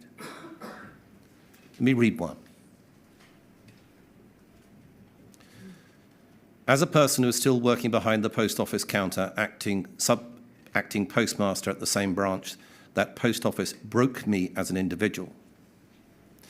We have had no sight of any increase but only decrease, to say if we do not meet certain targets on services, we will lose them. That's all we've had.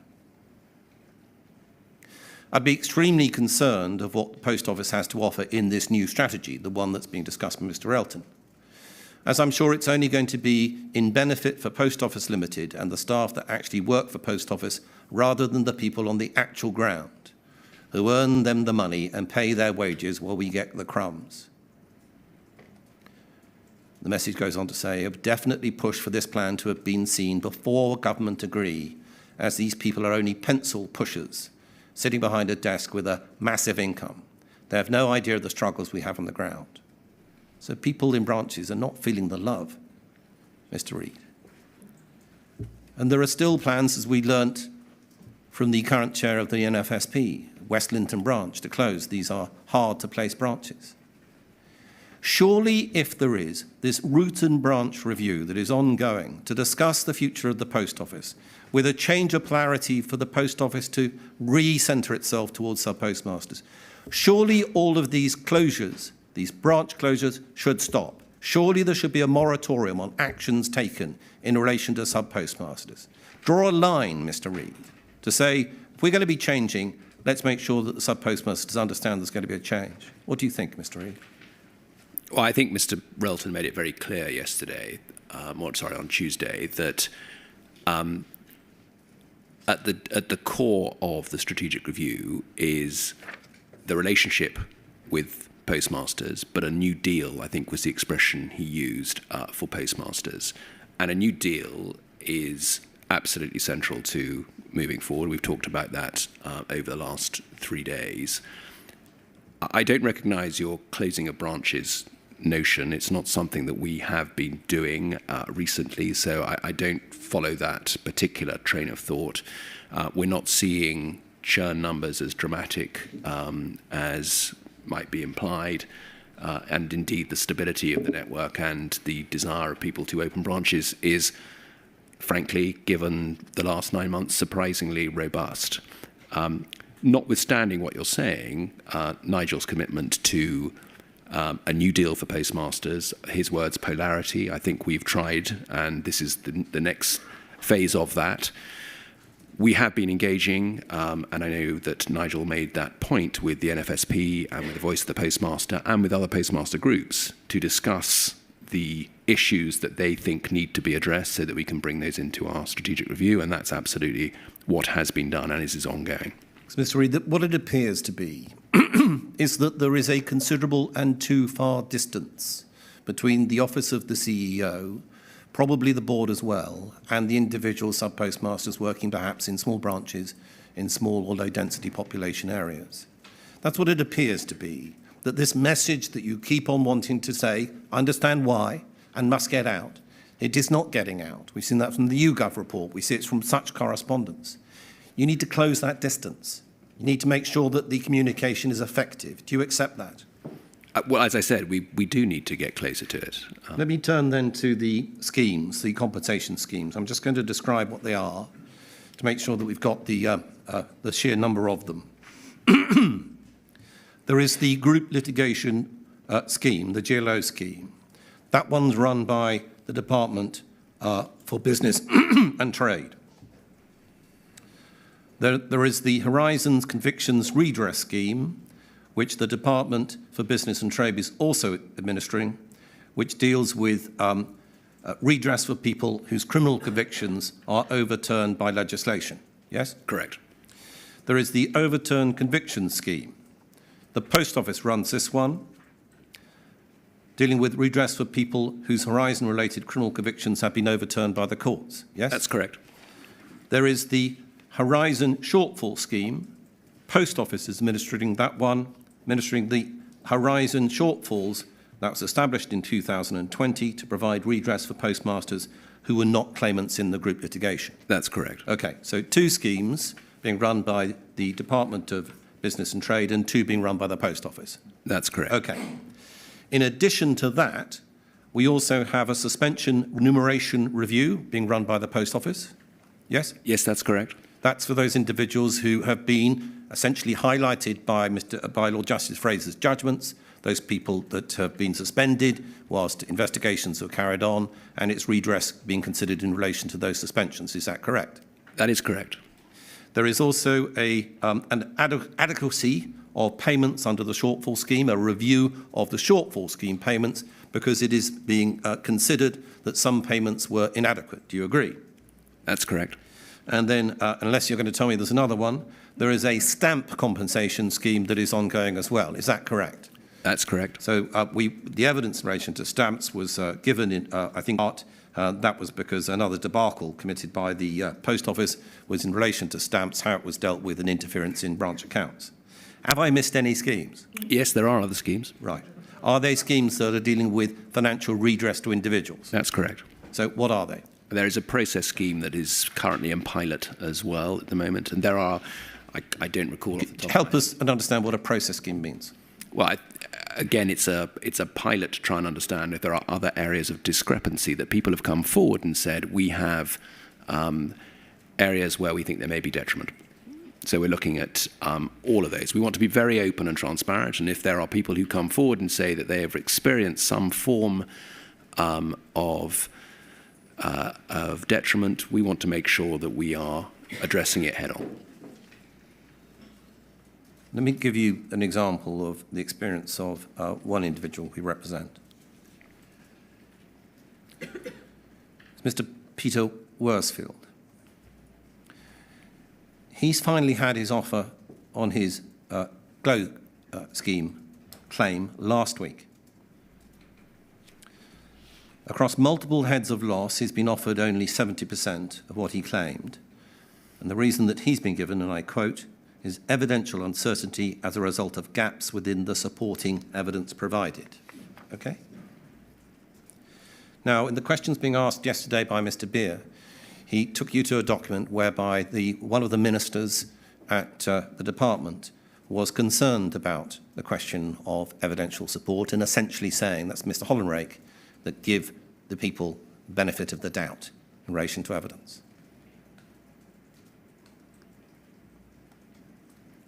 Do you, Mr. Reid, believe that sub-postmaster claimants should be given the benefit of the doubt across all schemes? I don't have the detail to be able to comment across all schemes, but I've been very clear that the evidential bar must remain low and the evidential bar must be such that the benefit of the doubt is for postmasters. And I've been very clear about that. I've said that here in this inquiry, and I do believe that, and that is exactly what should happen. It needs to be believed, doesn't it, Mr. Reid? I'm butting in because of something you said earlier in your evidence.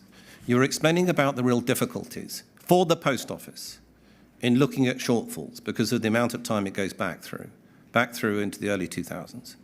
And indeed, there are questions being asked about another electronic scheme called Capture, so it may go even earlier than that. Those evidential difficulties in trying to analyse shortfalls are the same sorts of problems that some people are also experiencing that trying to get their way through these schemes. So it's a common problem that you understand from the Post Office point of view and the sub-postmaster point of view, don't you? Yes, I do understand that. Which is why the benefit of the doubt should be given. If a sub-postmaster says, this is what's happened, I'm afraid I can't find the document, I buried it, I lost it, I didn't want to think about it, that can affect whether they have the documentation, can't it? Of course it can, yes.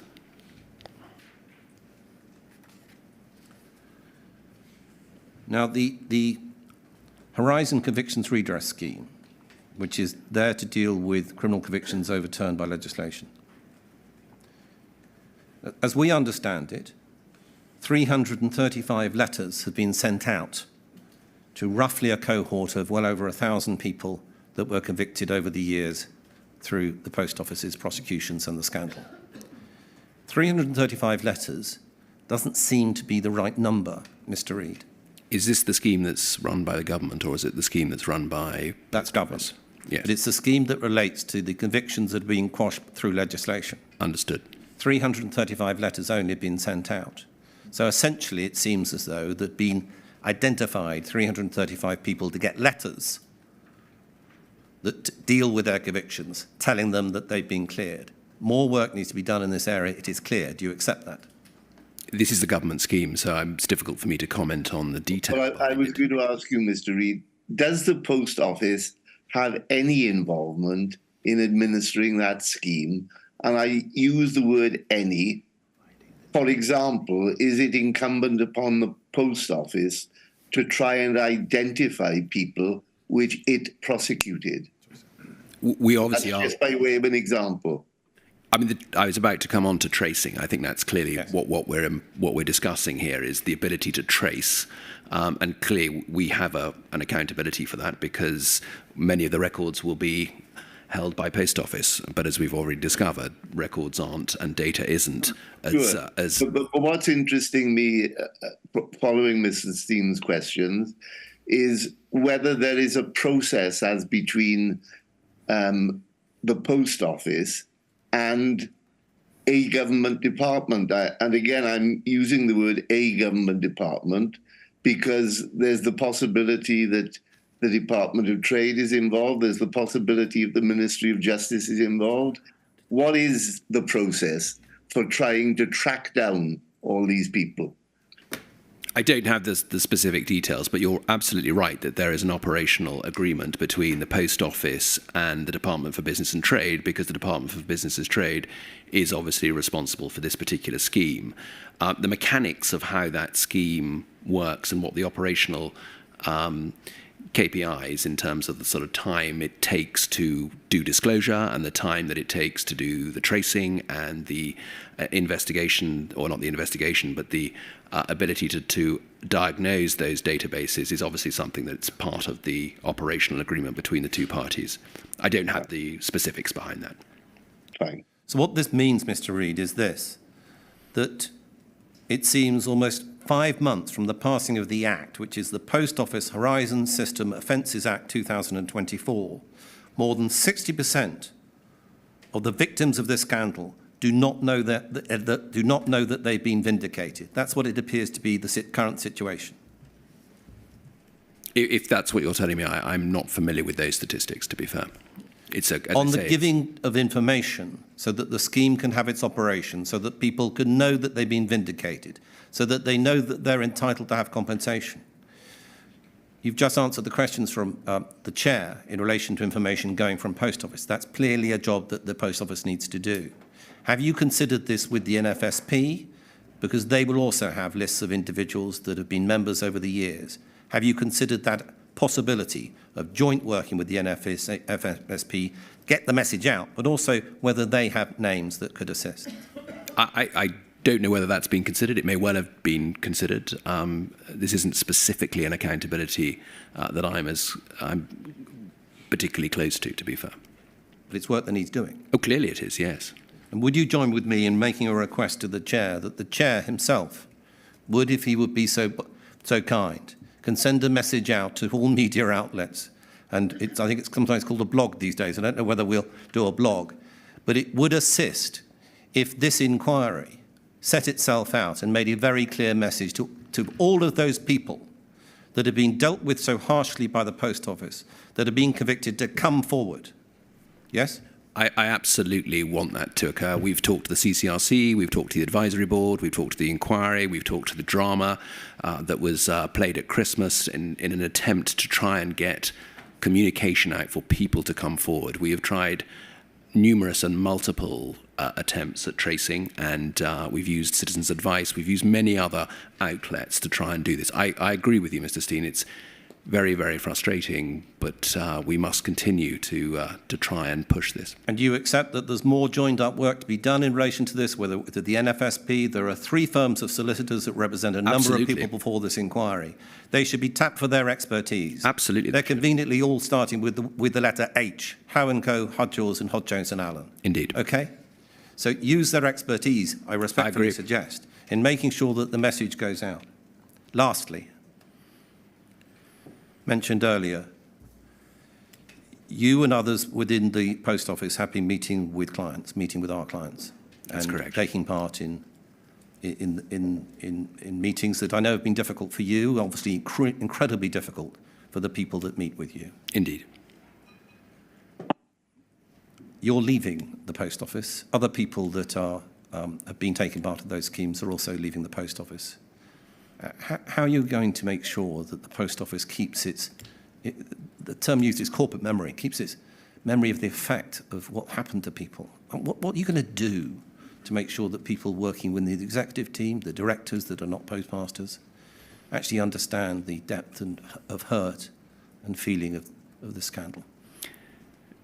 We're doing a number of things. I think, as you mentioned, I've done a number of restorative justice meetings over the past couple of years. I think 37 I have attended. I speak at great length to the organisation at my town halls and at my 10 at 10 meetings to try and convey the trauma and the harm, was the word that I tend to use, that has been inflicted upon many of the families involved. I've spoken to government about it and obviously encouraged my board members and my group executive members to attend the restorative justice meeting. I think it helps shape the solutions that we should come up with and help people in the organisation to understand the implications of this. We've recently instigated, as Ms. McKeown mentioned, online and e-training for all colleagues in the post office to help people understand just what the post office has put many of your clients through. Let me square a particular circle. You've mentioned families. Yes. Mr. Patterson, the European director of Fujitsu, when he gave evidence before this inquiry, answered my questions. And I asked him questions about whether Fujitsu, the company, broad shoulders financially, is prepared to support people that have been affected through this scandal. What I mean is the family members, the children who watch their parents go through hell, that have had their education disrupted, that may have been put off an entrepreneurial career through this scandal. There's no scheme that deals with those individuals at the moment whatsoever. Have you had any communication from Fujitsu to the post office saying that, what a good idea, let's get something done for the families, those people affected in that way? Have you had any communication from Fujitsu to that line?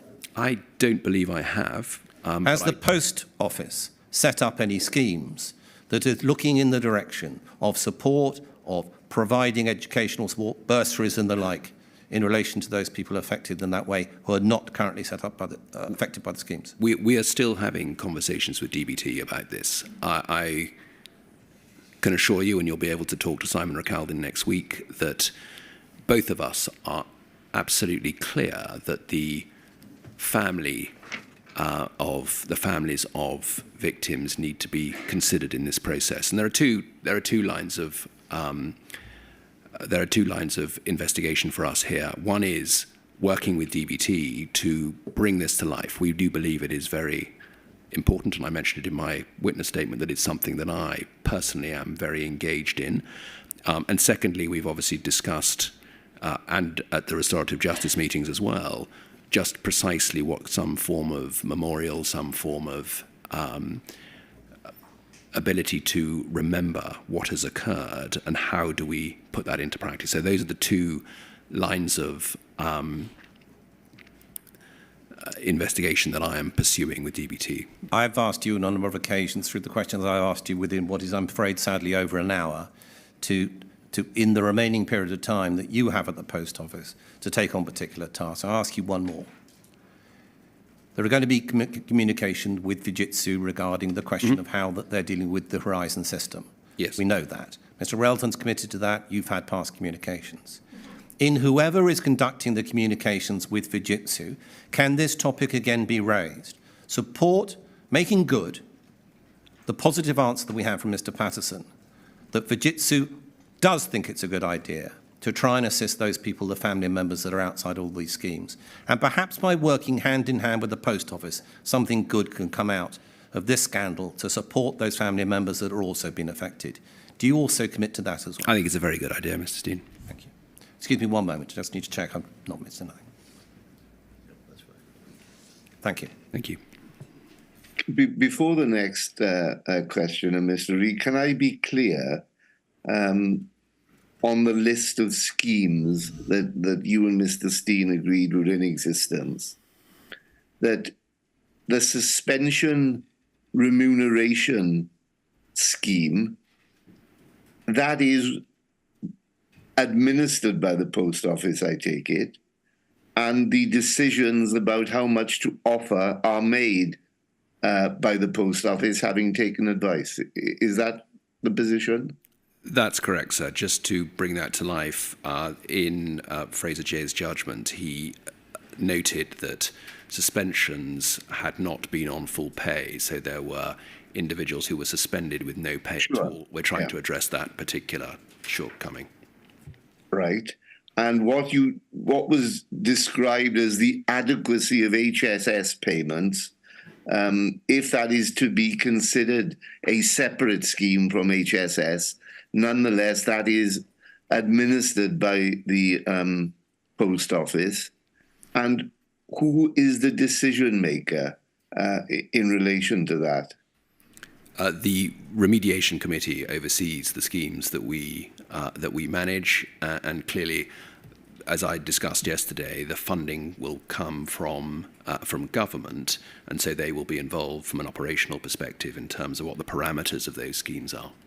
Yeah, but can I take it, if it has been fully formulated, if it hasn't been fully formulated, please tell me, but is the adequacy of HSS payments effectively being determined, I'm not saying by the same people, but by the same process as the HSS payments themselves, namely that an independent panel look at it and make a recommendation to the Post Office?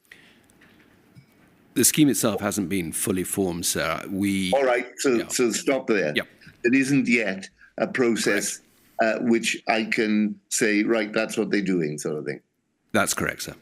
Fine, thank you. Next one, please. So yes, due to the operation of Mr. Steen's watch, I'm going to rejig things slightly for logistical reasons. It's Miss Watt on behalf of the NFSP. Right. Good afternoon, Mr. Reid. I'm over here. If you can see me, we do sometimes have a little difficulty with this. I ask questions on behalf of the NFSP. I'm here today with Tim Boothman, who's the chair of the NFSP. I may be able to just about see him round the, I can't see round the pillar. Hello, Tim. I want to ask you some questions, a number of different questions. I think you would agree, in the light of the Horizon scandal, that one of the most important initiatives for the Post Office is its replacement and giving confidence that nothing like Horizon can happen again. Would that be right? That'd be right. At paragraph 11 of your witness statement, you say that the Post Office has been unable yet to deliver a new and bespoke IT system for postmasters. Now, it's understood that that new system to be introduced is called NBIT, New Branch IT, is that right? That's correct. Is it the case that the NBIT system was originally due to be in place in 2025 and that those postmasters in, for instance, what we know as hard-to-place scheme were scheduled by the Post Office to leave the network before NBIT went live? That would be logical. I think we certainly, when we set out in March 21, which was the original date for initiating the programme of NBIT, we had envisaged that the replacement for Horizon would be in place by 25. Insofar as you're linked to the hard-to-place branches, that's obviously a scheme that was established during network transformation. It's a scheme that is extended, I think, by nearly 10 years in total. So I'm not quite sure the two necessarily dovetail together. I don't think there is a particular link between those two schemes. Is it the case that the Post Office has already purchased at least some of the hardware and that by the time NBIT eventually rolls out, that hardware could be out of date? We've certainly purchased some of the hardware. I don't know the specifics of whether it'll be out of date or not out of date, but yes, we have. Are you familiar with and do you agree with the Computer Weekly report that we've heard about, which states that the development of NBIT will cost taxpayers over £1 billion, lacks quality and could be unachievable? It's quite a lot to unpack in that particular statement by Computer Weekly. I think it's fair to say that the replacement programme for MBIT has certainly increased in cost in terms of our budget and is certainly going to take longer to deploy. I don't think at this stage that it is realistic to suggest that it's not going to be fit for purpose. Certainly the 250 postmasters who are involved in the IT forum that helps shape the development of MBIT haven't provided that level of feedback. I would agree it is definitely slower than we would have anticipated. And I would also agree that the difficulty of getting off Horizon in 2015 that was experienced by IBM, which was the first time that we, as I understand it, wanted to get off Horizon, those challenges are just as prevalent today. And I think the level of complexity associated, the technical complexity associated with getting off Horizon has been underestimated, and that is one of the core reasons why the delays have and the costs have increased. Would you accept that the Post Office has not been fully open and transparent about the development of NBIT as it should be, especially in the light of Horizon? No, I don't think that's the case. I think we have we've wrestled with getting the delivery of the releases out on time. As I mentioned before, we have a number of postmasters who are helping us with this in terms of the IT forums, and we believe that we've been as open and as transparent with them about what's going on, and their feedback has been instrumental in terms of trying to shape things. Well, I'm not going to call it up, but you may have seen the evidence. But at paragraph 277 of Callum Greenhouse witness statement, that was WITN 00370100, he says that on the 29th of May this year, he met with you and others at the Post Office, and the NFSP were asking about NBIT, and we were provided with an update. However, the following day, Computer Weekly broke the story that NBIT was unachievable. Whilst we knew it was running late and over budget, at no point in the meeting of the previous day were we told it lacked quality, according to the auditors for the Department of Business and Trade, or that Post Office had asked for nearly $1 billion to fund the project, or that the Infrastructure and Projects Authority were now involved, or that the project had been brought into the Government Major Projects portfolio. Would you agree that the Post Office, which failed to be transparent about Horizon, is now failing to be transparent about NBIT?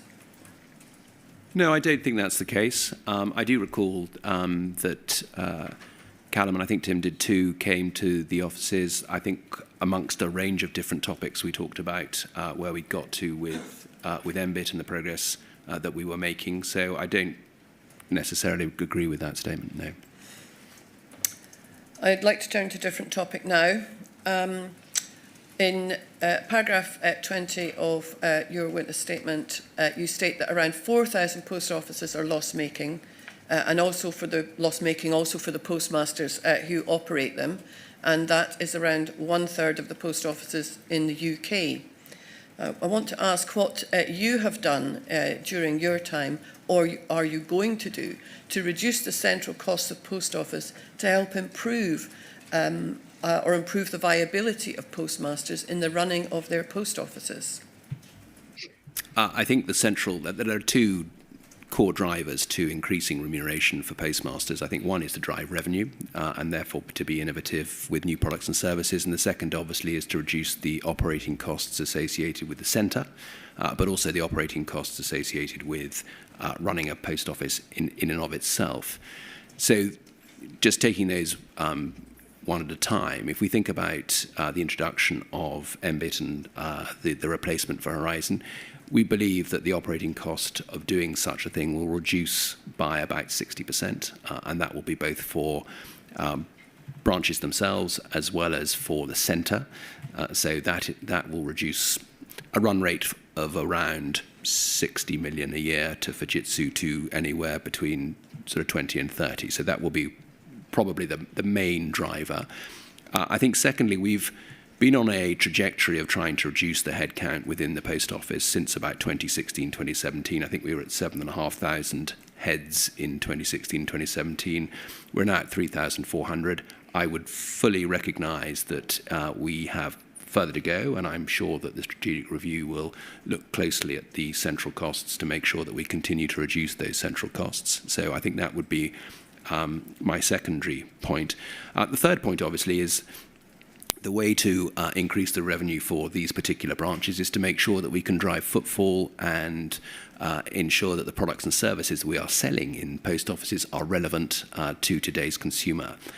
So we're spending a lot of time thinking about how we are central to cash and central to financial services, as well as the major strategy that has been deployed by the Post Office over the last 18 months, which is clearly our multi-channel, multi-product strategy, employing the likes of Amazon and DHL and DPD and Every in our branches. So I think it's a two-pronged strategy would be the biggest way to describe this. One is to continue to innovate and deliver new products and services, and indeed allow postmasters to share in some of the digital developments that we've made, particularly with our savings products, but also to make sure that we continue to cut costs. It's the crucial way to, and the most obvious way to drive profitability. Just going back to the strategic review that you mentioned in part of that answer, given that Network Urban Reinvention 2003, Network Change 2007 and Network Transformation 2012 did not provide a post office that was fit for purpose, nor did it improve viability or security of postmasters' investment, is it not the case that the strategic review is just another way of transferring risk and cost from the post office onto postmasters?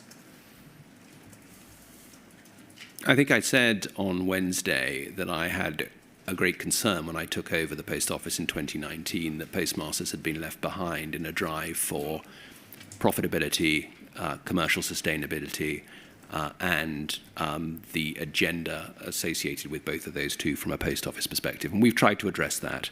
I think Nigel is very, very alive to the desire to have a new deal for postmasters, and as I mentioned earlier, the polarity issue in terms of making sure postmasters are front and centre. Given what you've said, I'm not that familiar with the 3 or 4 specific strategic reviews that have been conducted since the early 2000s. I think the scrutiny and spotlight that this inquiry has placed on the Post Office is such that it would be impossible for us, even if we wanted to, which we don't, to do anything other than make sure that the strategic review is for the benefit of postmasters. That is what the Post Office is all about, serving 10 million customers every single week in our post offices. It's not about the centre. Now, my final question, or it's a series of questions, different topic. I'm going to do some summarising and then I'll ask you some questions. I'm going to call up a couple of documents. You've been asked by Council to the inquiry about the continuing issues with the culture of the Post Office. You've also been asked questions about the Past Roles project and its failure to conclude within the almost 2-year period it's been underway, and that's with regard to those who were involved in the pre-2015 Horizon scandal issues. You probably remember those questions. Indeed.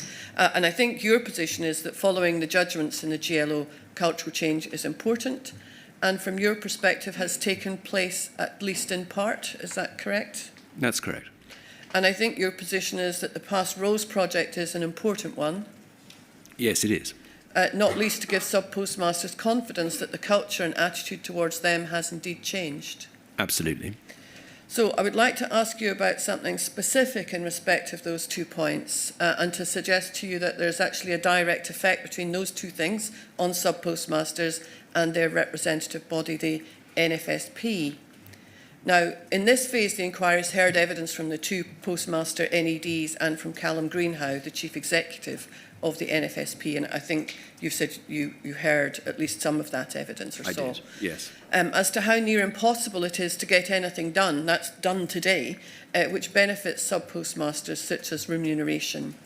And in his evidence, Mr Greenhow put that down in large part to the culture at the Post Office, that it has not in fact changed and needs to change in order for there to be a real difference for some postmasters. Now, under your 5-year leadership, there are some people who were there during the peak of the Horizon scandal era and who today deal with postmasters and postmaster issues. I'm just going to give a little list and then I'm going to ask you some questions. So there's Nick Beale, Head of Network, which we understand includes the NBIT project, and who gave evidence on behalf of the Post Office to Mr. Justice Fraser. Martin Edwards, the former Chief of Staff to Paula Venos, who is now Network Strategy and Delivery Director.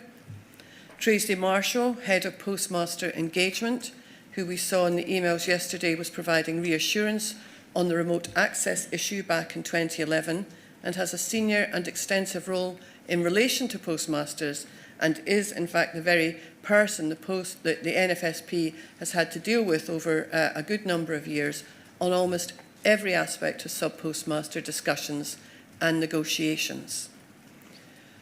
Would you accept that sub-postmasters will likely find it incredible that someone who assisted Angela van den Bulgaard in 2011 with reassurance on remote access is the very person with whom their representative body has to deal on all of the issues associated with sub-postmasters?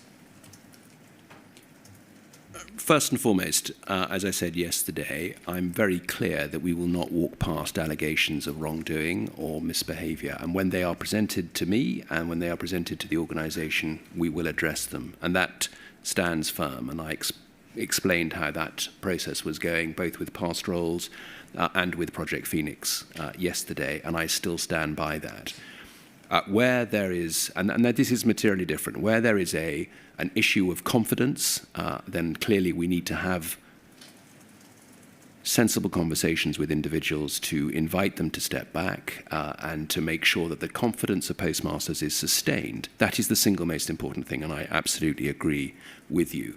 However, as I said before, where allegations are made and when they are explicitly made, we will investigate those individuals and make sure that anybody who was involved in any activity in the past is addressed. Just to be clear, my questions are about the confidence that sub-postmasters and their representative organisation can have, as opposed to any specific allegations of wrongdoing. So just to be clear about that. I understand. I'd like to call up a document which is WITN 00370106.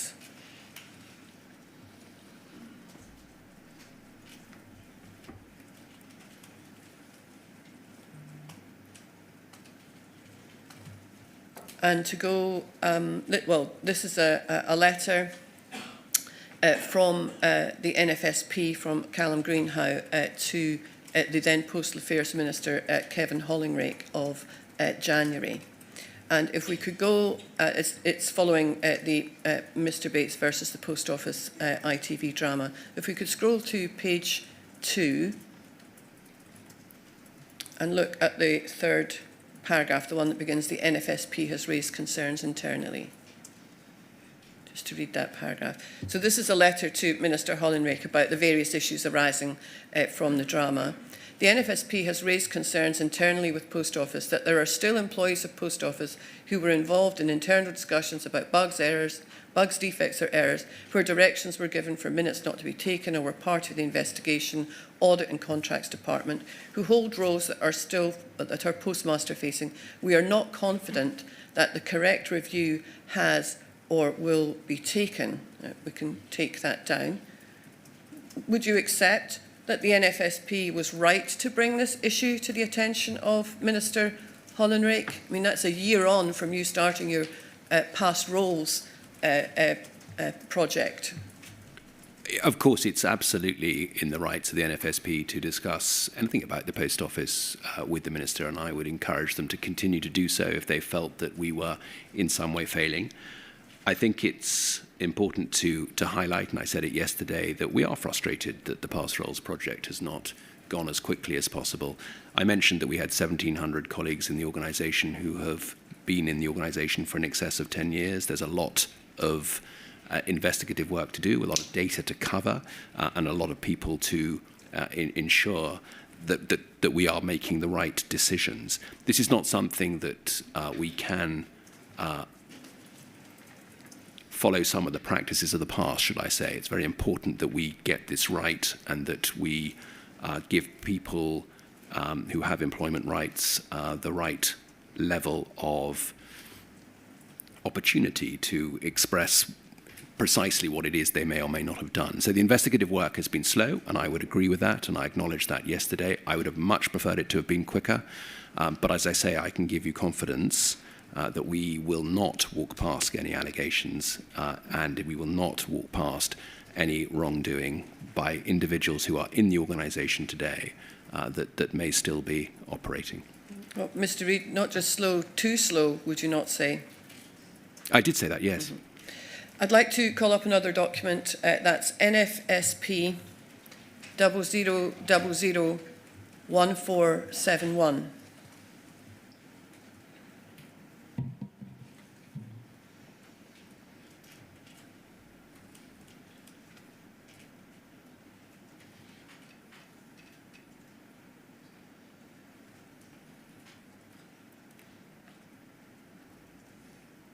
This is an email from Callum Greenhow to you of April 29th, 2024. That's this year.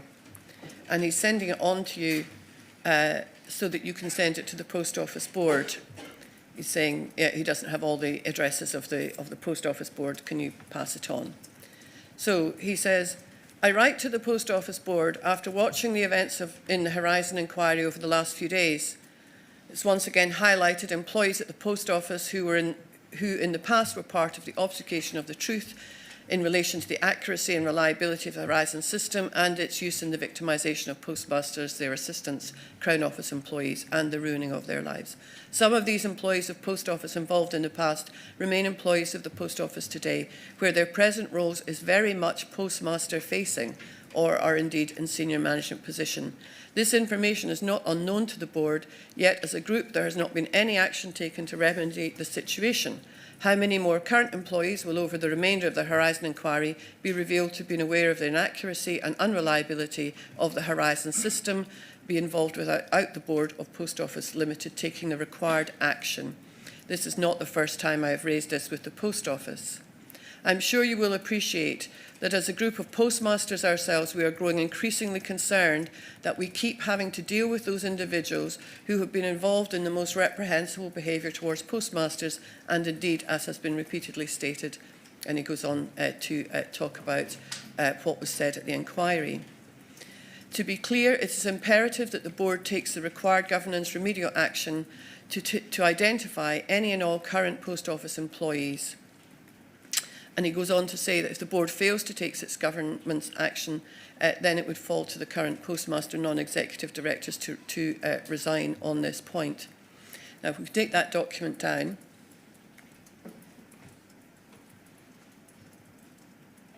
This is Mr. Greenhow raising directly with you in April this year and asking you to take that to the board. What did you actually do with that email?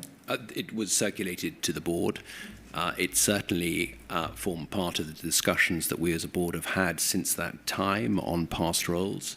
And I will refer to the comments that were made by Karen McKeown last week in her evidence about how seriously this is being taken at the board, about how complicated it is, and how much debate and discussion is going on at a senior level.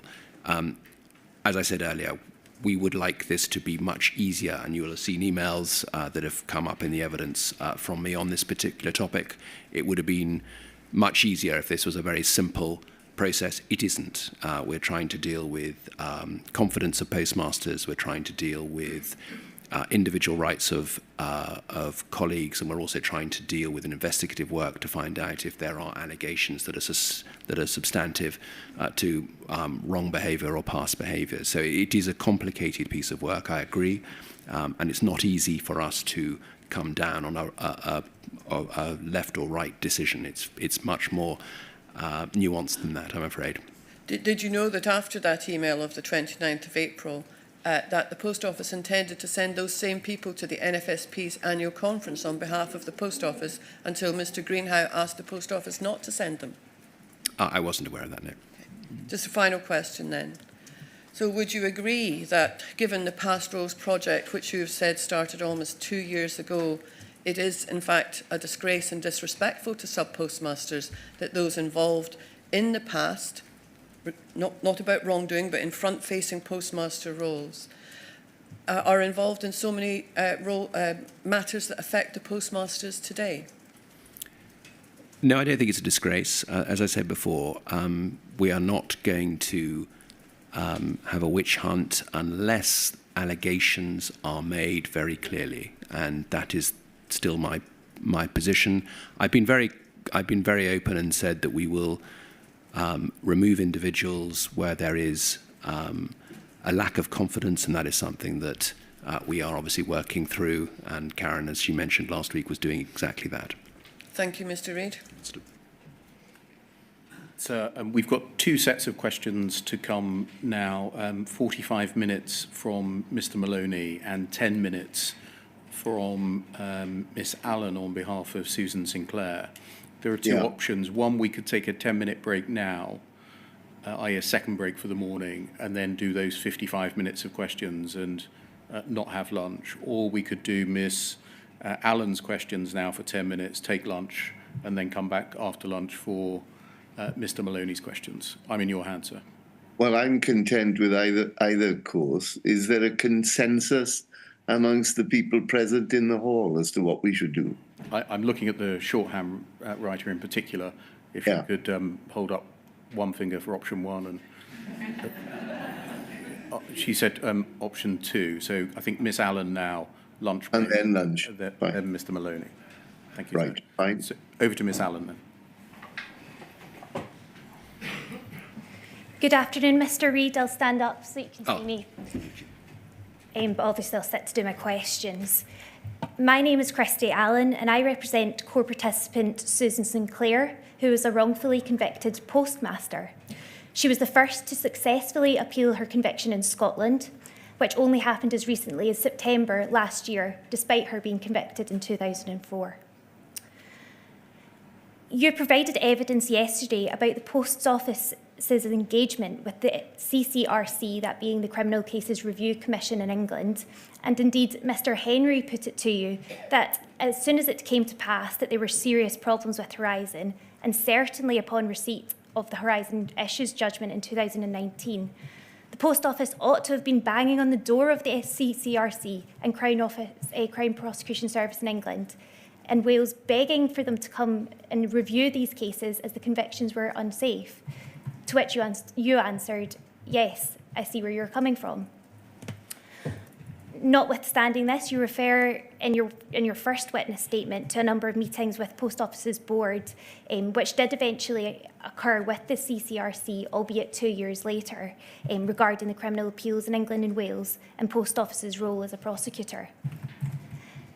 In response to Mr. Beer's question to you earlier today, you confirmed that, as far as you are aware, the Board of Post Office has not engaged with the Scottish Criminal Cases Review Commission or Crown Office, albeit the remediation subcommittee was potentially overseeing those matters.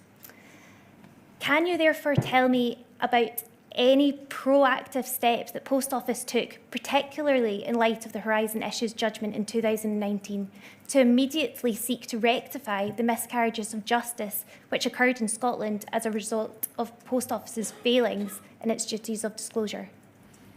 I'm not close enough to that particular issue that you're describing. As you rightly point out, the remediation committee has been engaged in those matters. I don't sit on the remediation committee. Again, I'm fairly certain that Simon Recaldin, who is a subject matter expert in this area, will be providing evidence next week. No, wrong. I think it's on November the 4th, in fact. He's obviously going to be much better placed to comment. I don't want to sort of muddy that water. But to be clear, the Post Office's board didn't engage with the Scottish Criminal Cases Review Commission or Crown Office? Not as a board. It may well have been the case that the remediation committee did, or indeed that the remediation unit did. I'm afraid I don't have that detail. You've repeated over the course of 3 days the fact that since before 2015, and indeed before your appointment, the Post Office ceased to privately prosecute postmasters in England and Wales. Remind me again the reasons for this? Sorry, could you want to repeat the question? Sorry. Before 2015 and before your appointment, the Post Office ceased to privately prosecute sub-postmasters in England and Wales. What were the reasons for that again? Well, why did they cease to Yes. to prosecute? I mean, clearly. Can you answer that, Mr. I'm not sure I can specifically. I think that's probably quite a complex answer to that, and it all occurred before Mr. Reid was imposed. So I think Yes, I have as much information as I'm likely to get on that from the previous phases of the inquiry. Thank you, sir. I'll move on. And in your evidence on Wednesday, when asked by Mr. Beer whether Post Office's current investigative function is fully compliant with all relevant legal standards, you confirmed, as far as I'm aware. Is that correct? As far as I'm aware, yes, that's correct. You are aware, Mr. Reid, that Mr. Beer asked you what your response was to the Lord Advocate, Scotland's most senior law officer, stripping the Post Office of its role as a specialist reporting agency in Scotland earlier this year. And you confirmed that it's not an enormous surprise that this decision has been made. Why does that not come as a surprise? Well, I think it's in keeping with the direction of travel of the last 5 years since the HIJ and CIJ were handed down. I don't think that would come as a great surprise to me. That's my point. And prior to this, Post Office, in its role as a specialist reporting agency, was an organisation who could investigate and report crimes directly to the Crown Office and Procurator Fiscal Service, the independent public prosecutor in Scotland, as opposed to having to first report this to other law enforcement agencies to investigate, such as the police. Is that your understanding? I'm afraid I don't have the level of detail that you're suggesting. Prosecutions haven't occurred since 2019, since I've been in position. In fact, they haven't occurred since 2015. So forgive me, but this level of detail is not something that I am aware of. Well, that would be what a specialist reporting agency does, and that was Post Office's role prior to May earlier this year when it was stripped of that role. And the Lord Advocate, in deeming that the Post Office is no longer to be fit as a specialist reporting agency, also confirmed that in light of the Post Office's failures, work is now underway to strengthen the guidance and safeguards that exist to ensure that all specialist reporting agencies abide by the essential duties of disclosure and candour in Scotland, thus inferring, and she went on to confirm, that the Post Office did not. Mr. Reid, is it really correct that Post Office does not have an official response to being stripped of its role as a specialist reporting agency in Scotland?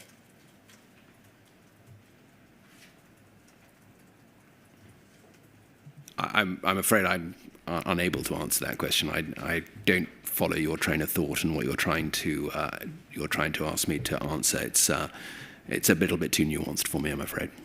So there's not been any discussions in light of the Lord Advocate's stripping? No, there hasn't. No. Not that I'm aware of. Not at board level. No. And there's no review work underplanned by the Post Office to review this? It's nothing that's come to the board that I'm aware of. As I mentioned before, Simon Recaldin is probably best placed to discuss this when he comes on November the 4th.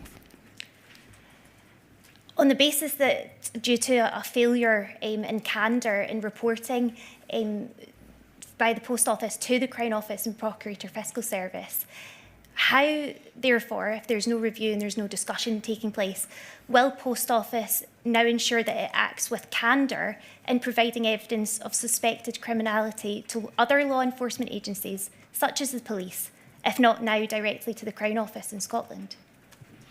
I think Mr. Bartlett, when he comes next week to articulate and describe the role of the new investigative function, which he will do, the assurance and complex investigations team, he'll be able to articulate very clearly how the team is constructed, who is in that team and what their objectives are, particularly around engagement with law enforcement agencies. And I'm sure as part of that, he will be talking about the jurisdictions that you are referring to.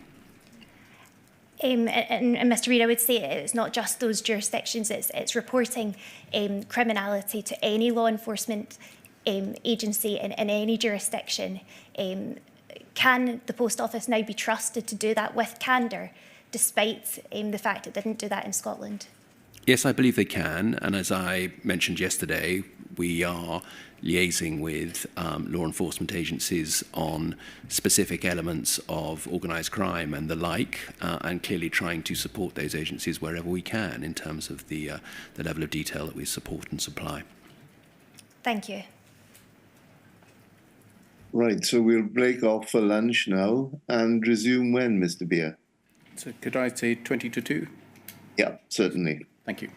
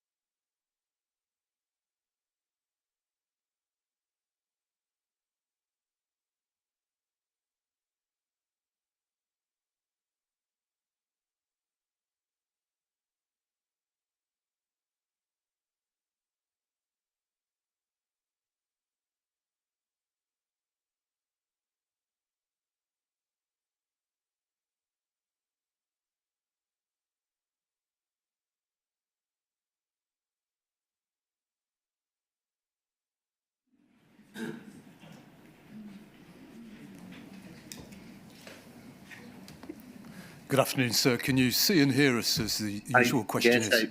Yes, I can. Thank you. Thank you, sir. Mr. Reid, my name's Tim Maloney, and I ask questions on behalf of a number of court participants, essentially postmasters, all of whom have been prosecuted to conviction by Post Office and subsequently have had their convictions quashed. I understand. Quite close to the beginning of your evidence, Mr. Beer asked you about the appreciation at senior levels in Post Office of the seriousness of the implications of the Common Issues Judgment and the Horizon Issues Judgment, and what that was not long after you took up your post. Yes, he did. Yeah. And you agreed to his term that the leadership team was living in a dream world, some of them, and didn't seem to appreciate the implications of the judgments. Yes, I qualified that by saying that some were in denial and some were in paralysis of the judgment that was made, and limited contingency had been put in place for the prospect of losing the litigation. Yeah. But the primary focus was on looking to the future without there being a real emphasis on rigorously examining what had gone on in the past at that stage. I think that's a fair conclusion. Yeah.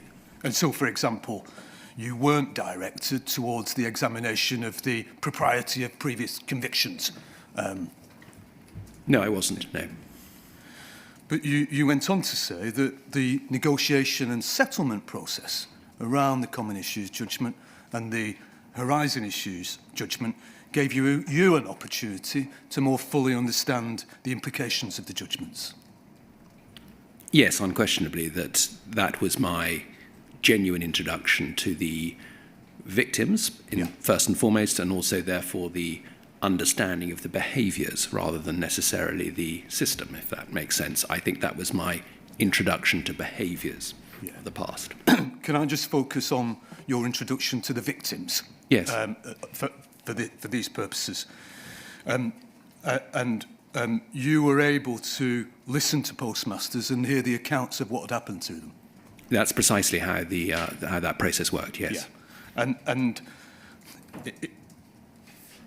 just as one example of that, did you take part in a mediation meeting in respect to the GLO at which postmasters were present? Yes, the 4 or 5 days of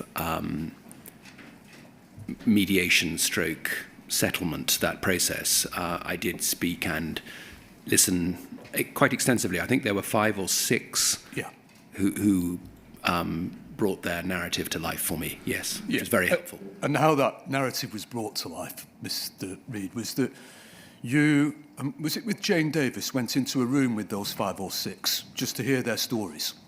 Yes, no, it wasn't with Jane, but yes, that is correct. Yes. Yeah. And one of them was Jo Hamilton. That's correct. Yeah. And another was a Scottish woman who'd been one of the lead claimants in the GLO, a lady by the name of Louise Darr. Do you remember her? Yes, I do. Yeah. And she'd been cross-examined during the course of the GLO. Yes. And in that meeting, you told the postmasters that you would do everything to transform the future of Post Office. Yes, that was my commitment. Yeah. And importantly, Ms. Darr, and she broke down and she told you this, told you what had happened to her and said, and this may have been important to you in appreciating what was needed, that you needed to fix the wrongs that had been done in the past as well as looking to the future. Do you remember that? I do. That's correct. And was that an important meeting for you in terms of the understanding of, to use your term, the harm that postmasters had suffered? Yes, it was. As I said a couple of minutes ago, it brought to life the behaviours of the Post Office as opposed to necessarily my understanding at that stage, which was it was purely system-led. Yeah. Now, one of the people who had suffered harm a number of years prior to that meeting was a woman by the name of Jackie MacDonald from Preston in Lancashire. Okay. Now, I'll have to just give a little bit of detail of Jackie MacDonald's case in order to ask the question that I'd like to ask about her case, if I may, Mr. Reid. Understood. Yeah. So Jackie MacDonald had encountered shortfalls in her post office. She reported them to management. She was ultimately suspended after an audit, that's some £90,000 or so shortfall, and her assistant Katie took over as the manager. The shortfalls continued. Katie had to stop work because she was suffering from anxiety and depression as a result of the continuing shortfalls. And ultimately, Mrs. MacDonald was prosecuted. Are you aware of her being prosecuted as one of the people who was prosecuted? I don't remember the specific case. When was this? What date was this? It was in 2010, 2011. So. Okay. Some time before the GLO, some 8 years before the CIJ and the HIJ. I understand. Now, she was 47 years old, and the mother of teenage children she went to prison. And she was sent to prison for 18 months after pleading guilty to theft. She went to Style Prison to start with, which is near Manchester, and then she was sent to Durham Prison. And she spent her 18-year-old daughter's birthday, or her daughter's 18th birthday, in Durham Prison. And then she later went to a prison near York called Askham Grange. You may have seen, during the evidence of Mr. Bradshaw, because Mr. Bradshaw investigated Mrs. MacDonald, that he recorded in a self-appraisal form after her conviction how ensuring that a plea of guilty to false accounting was not accepted, but insisting on a plea of guilty to theft was essentially one of his key achievements of the year. Did you see that? I don't recall it specifically, but yes. He recorded on the form that he had persuaded the prosecution barrister to proceed with the allegation of theft and not accept a plea of false accounting. Okay.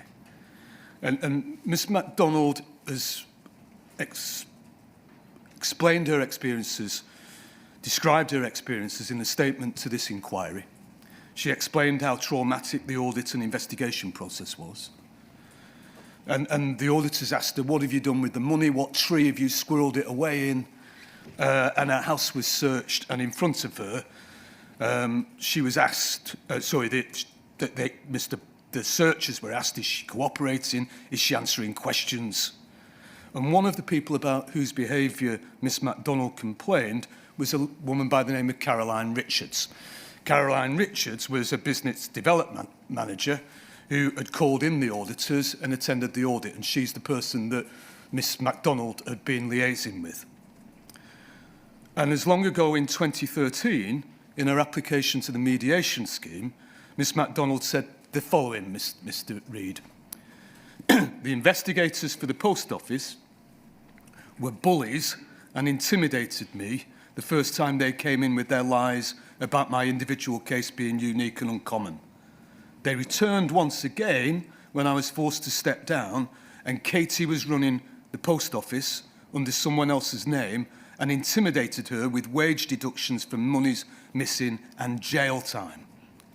My husband eventually came downstairs after he heard the news of the threats Katie was receiving and told them both, Steve Bradshaw and Caroline Richards, to get out of the shop immediately and never come back. Katie had to leave early and had to take a leave of absence because of anxiety and depression, because of the bullying that she took from those Post Office investigators. So the Post Office investigators being Steve Bradshaw and Caroline Richards. And you told the inquiry, as you've, in fact, in answer to questions from Ms Watts, you've reiterated this just before lunch, Mr Reid, that you've been very clear that at no stage we will walk past allegations of wrongdoing in the organisation. And you've made that very clear publicly to all colleagues and to postmasters themselves. And you said specifically on Wednesday, and it's at page 48 of the transcript. With regard to the remediation unit, I'm very clear that we've conducted a piece of work which you've heard a lot about at this inquiry, which is referred to as the past roles piece of work.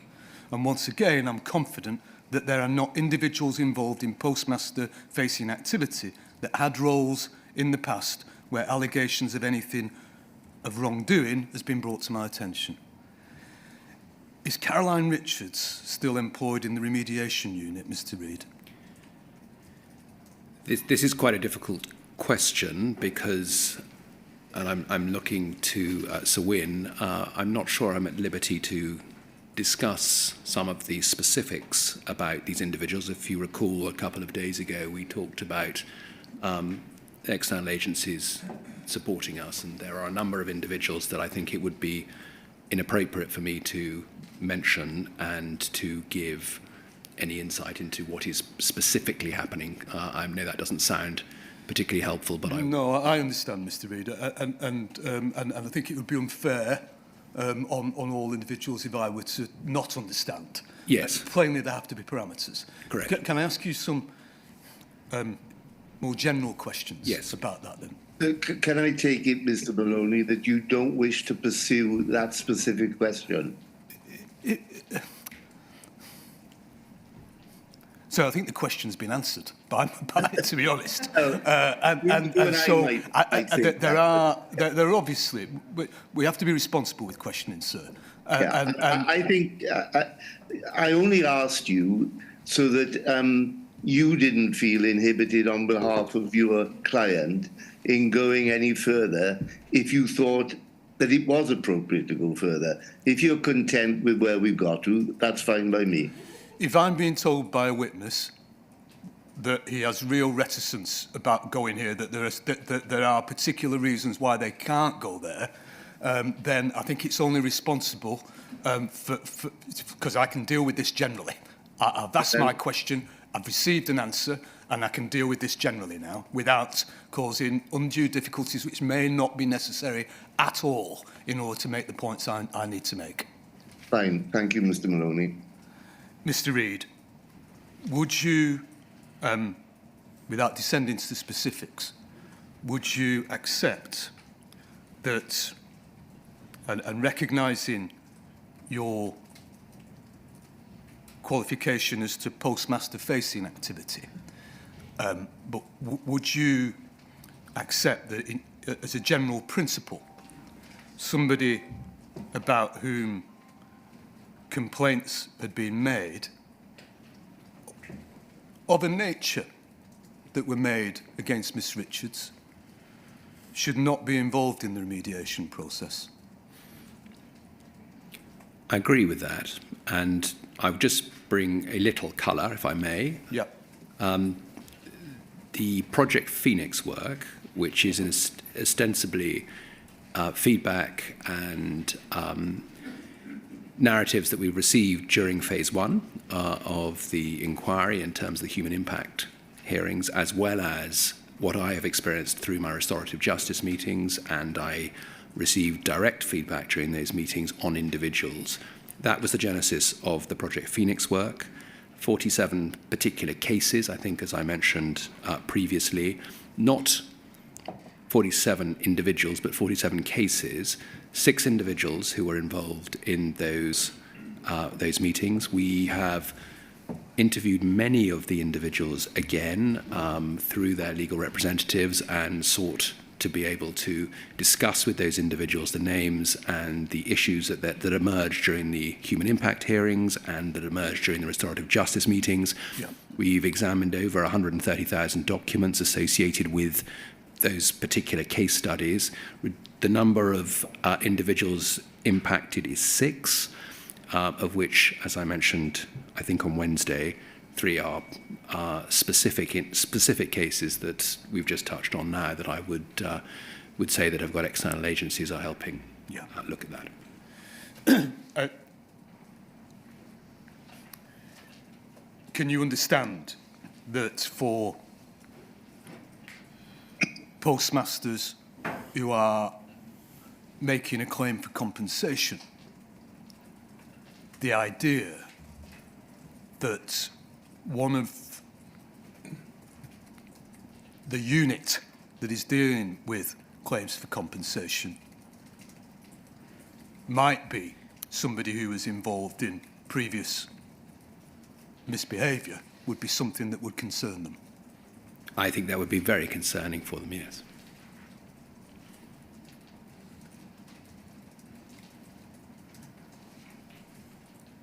Because you have said, and it's perhaps likely that Mr. Ricaldin will say, that even as a first principle, perhaps Post Office should not have been responsible for administering the HSS. I have said that, and I'm sure Mr. O'Callaghan will say the same.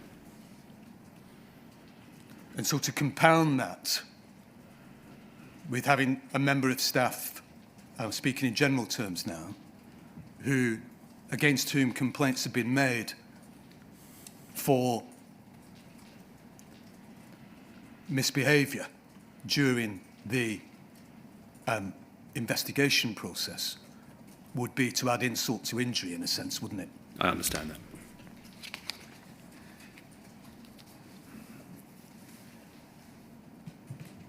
And you talked this morning of rebuilding trust.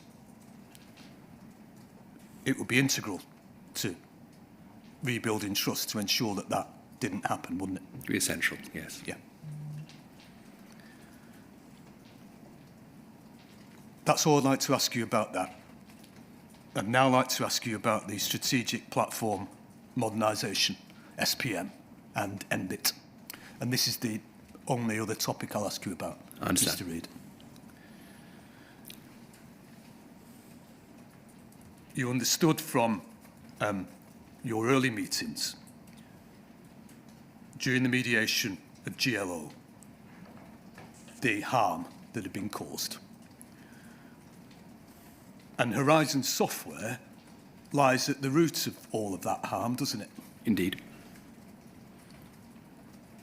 Postmasters suffered enormous harm because of it. That's correct. And for many other reasons as well, but at the core of it is the Horizon Software and its unreliability. That's correct. Plainly, you'd accept that dealing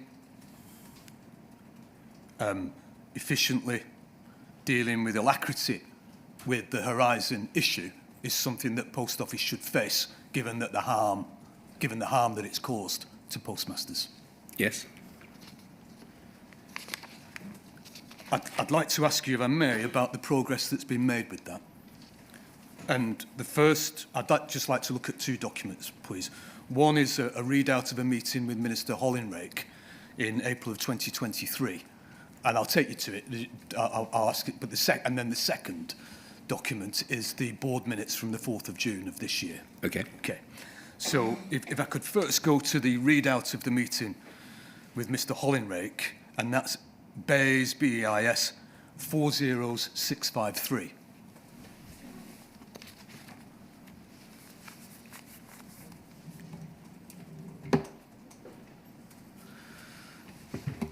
Thank you. Thank you very much. And this is, we can see the introductions, don't need to go there, but we can see the attendees. If we scroll up, please, thank you. We can see that you're there, Mr. Reid, as is Mr. McInnes from Post Office, and Lorna Grattan, and also Minister Holinrake. Yeah. Can I just go to some of the detail of this? And if we could scroll up further now, please, so that we can get the main body of the... That's great. That's spot on. Thank you.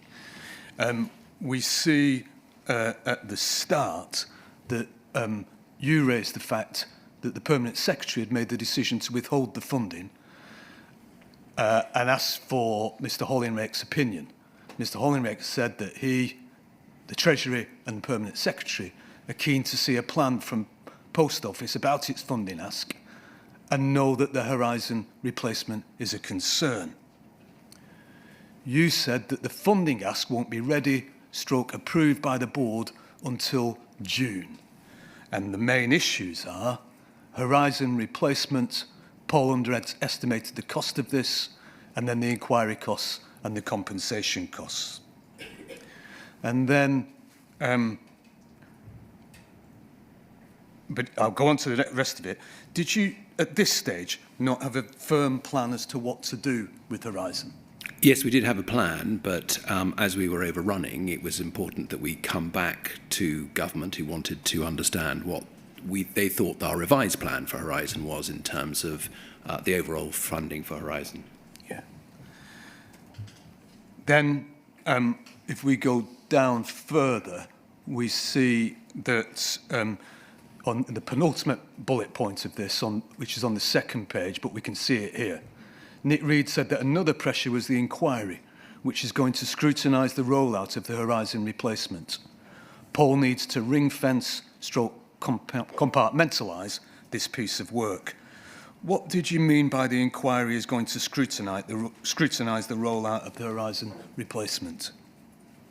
I think exactly that. I'd obviously made a commitment in 2019 that we would get off Horizon, and there was a twofold reason for that. One, because Horizon was 30 years old. It was expensive to run, expensive to manage, and clearly had been associated with appalling issues of the past. And the second reason, so that was the first reason. The second reason was it was clearly a system that was tarnished as a consequence of the past, and I wanted to make sure we moved across. We got off it.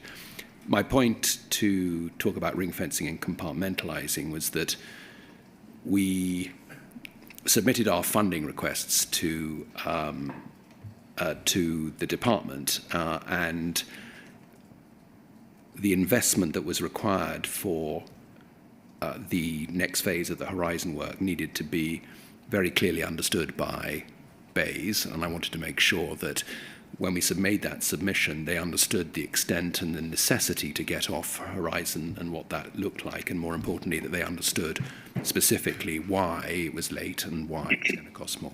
Yeah. And you had really quite significant delays in relation to the replacement for Horizon.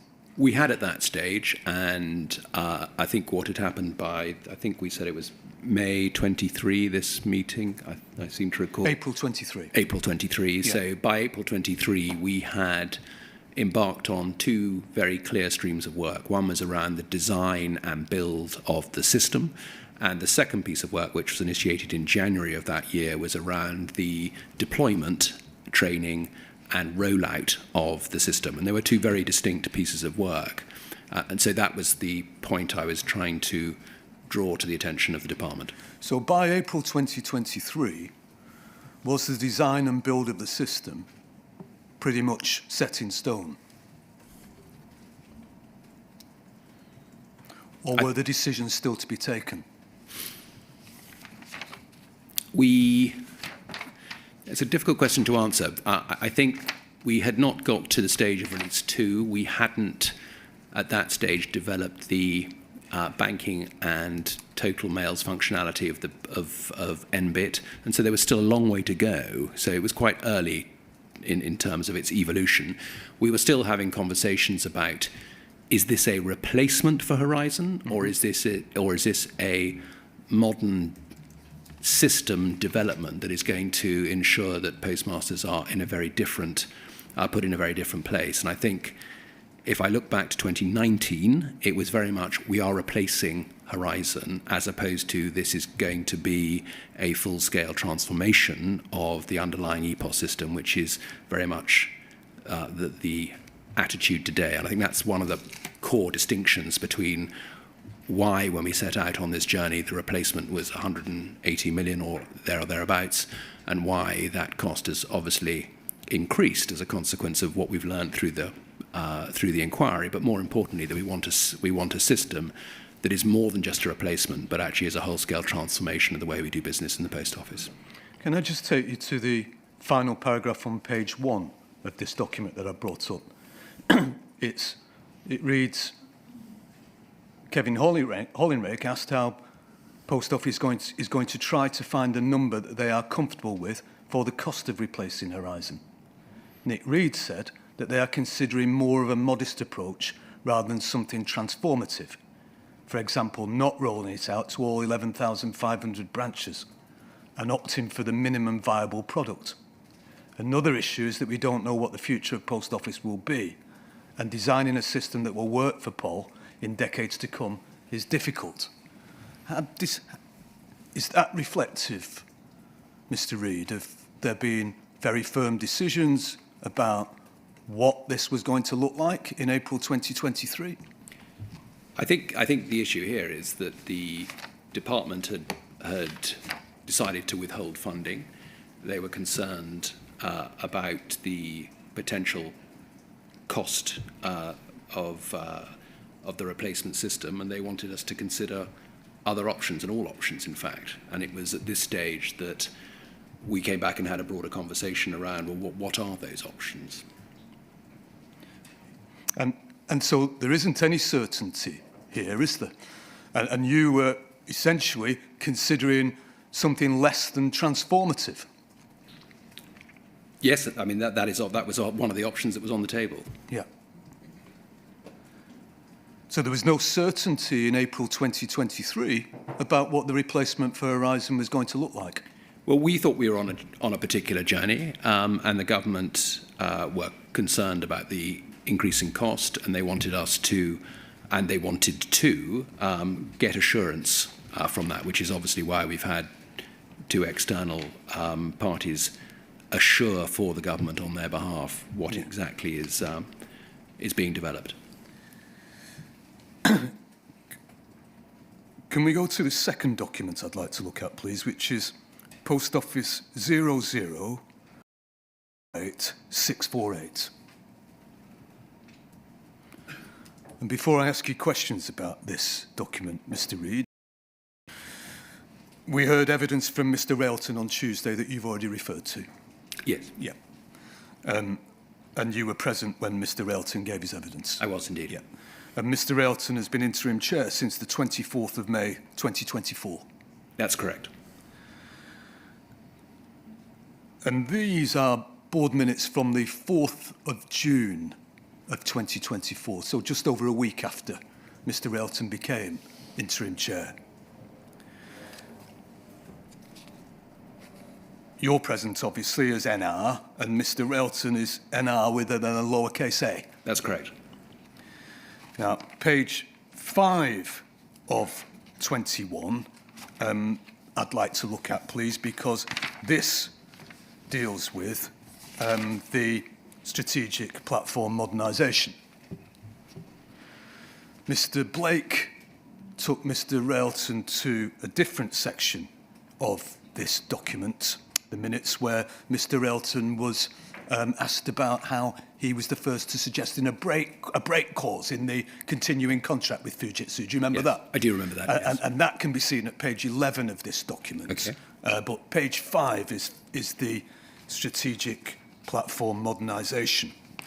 And we can see here that it should be under investment committee. So it should be down the page. Yeah, there it is. That's 3.5 investment committee. And key points advised the investment committee met on May 16th and focused on SPM, the strategic platform modernisation. There were uncertainties in respect of this project across a number of issues, including funding. So this is June 2024, Mr. Reid, only some 5 months ago. 4 months ago, in fact. 2 external reviews had been completed in respect of the project, and both concluded red ratings. The build/buy points had been considered, although the build approach without the necessary in-house expertise seemed flawed. Mr. Railton shared his view that the conversation on buy/build was the wrong question and thought that the question was build/build, and then the question was whether to build internally or externally. There needed to be a number of conditions met for a successful internal build, however, such as stable business, good governance, and quick decision-making. With the company not fulfilling these conditions, the view of Mr. Railton was that a third party should be commissioned to build. Mr. Railton advised that he saw 3 options. Firstly, SPM could carry on as was. Secondly, a third party could be engaged to build the new system. And thirdly, that Horizon could be brought in-house. All of these options needed to be carefully considered. The dashboard reporting to the investment committee showed 17 red platinum projects. A number of these were outside appetite, although there was a lack of clarity around the definition and terms were not used consistently throughout the business. It was noted that issues in respect of the Copperstock project, including management of the contractor and communications. there's still really quite a lot of uncertainty around SPM even in June 2024, isn't there? Different uncertainty, but yes, there is uncertainty. Yeah. And that's the new chair coming in essentially suggesting there needs to be root and branch consideration of this. That is correct. Yeah.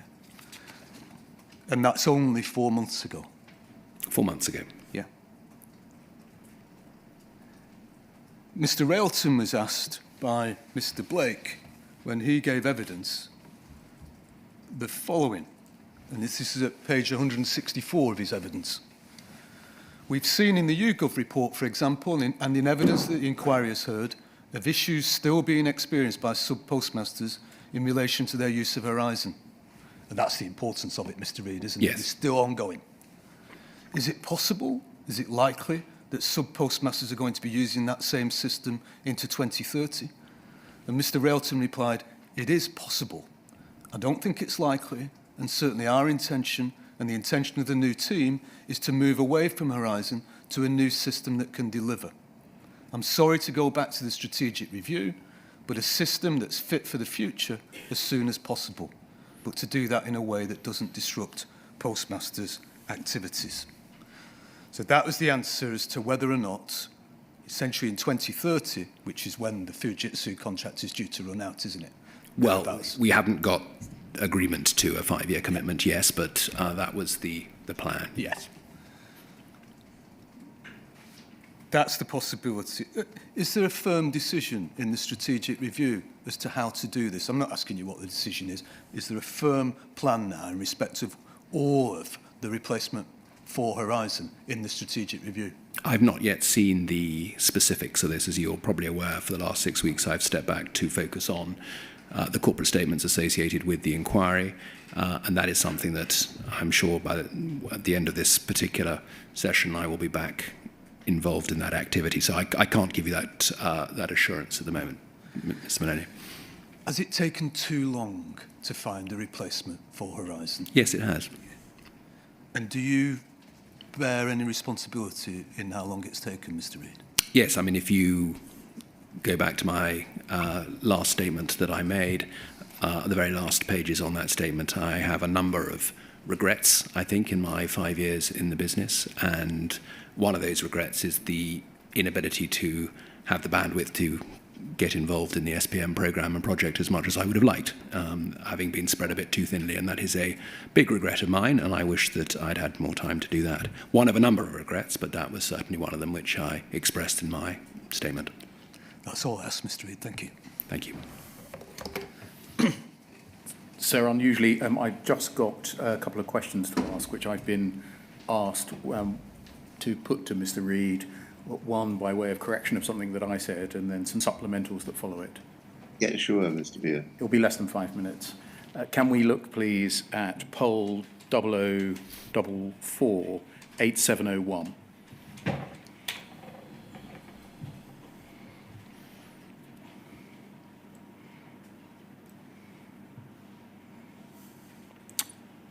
Thank you. You remember I showed you this letter. It's Mr. Vamos's letter, the Dear All letter. Yes, indeed. And I drew your attention to the third paragraph, the fourth line, in which it was said, in reality, it's highly likely the vast majority of people who've not yet appealed were in fact guilty as charged and were safely convicted. Yes? You did, yes. I suggested that this was put up on the Post Office's website. Yes, you did. But it was no longer on the website. In fact, it's been drawn to my attention that it is still on the Post Office's website. The website, which I'm looking at now, contains some text alongside it, i.e. the publication of Mr. Vamos's letter. It says, the Post Office has published on the 22nd of February 2024 correspondence from the 9th of January, that's your letter, to the Lord Chancellor, sent by the Post Office to the Ministry of Justice, copied to the Department for Business and Trade. The purpose of the correspondence was to explain the work that the Post Office had requested its legal counsel, Peters and Peters, undertake to proactively identify on the papers available any convictions that could be unsafe. This was primarily to offer the government any support that might assist them as they consider relevant issues in advance of passing legislation without any value judgment on what the correct course of action might be. The letter references a note provided by Post Office's legal counsel. This note was not solicited by the Post Office and, as can be seen, was sent to express the personal views of its author. Post Office was in no way seeking to persuade government against mass exoneration. Post Office are fully supportive of any steps taken by government to speed up the exoneration of those with wrongful convictions and to provide redress to victims with the information having been provided to them to inform that consideration. So your letter of the 9th is published, Mr. Vamos's Dear All letter is published, and then there is this explanatory text alongside it, which says Post Office was in no way seeking to persuade government against mass exoneration. Can we look, please, at your letter of the 9th, poll 0044 8381.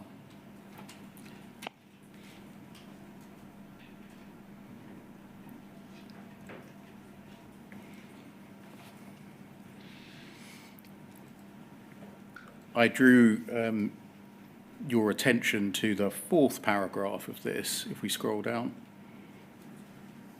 A natural corollary, etc. Yes, we looked at that. We did, yes. This morning. What I didn't do was go over the page. If we go over the page, please.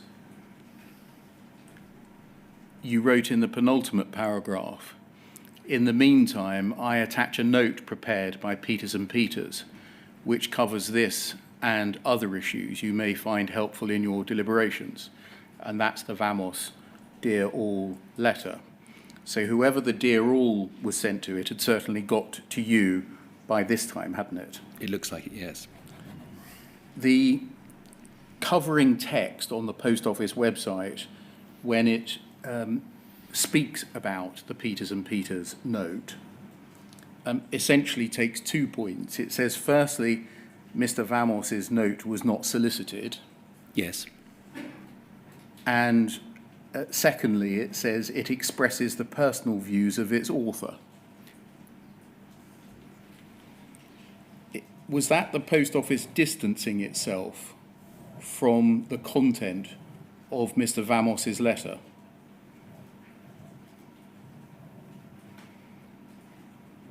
I think it was just trying to explain the letter. That was my understanding.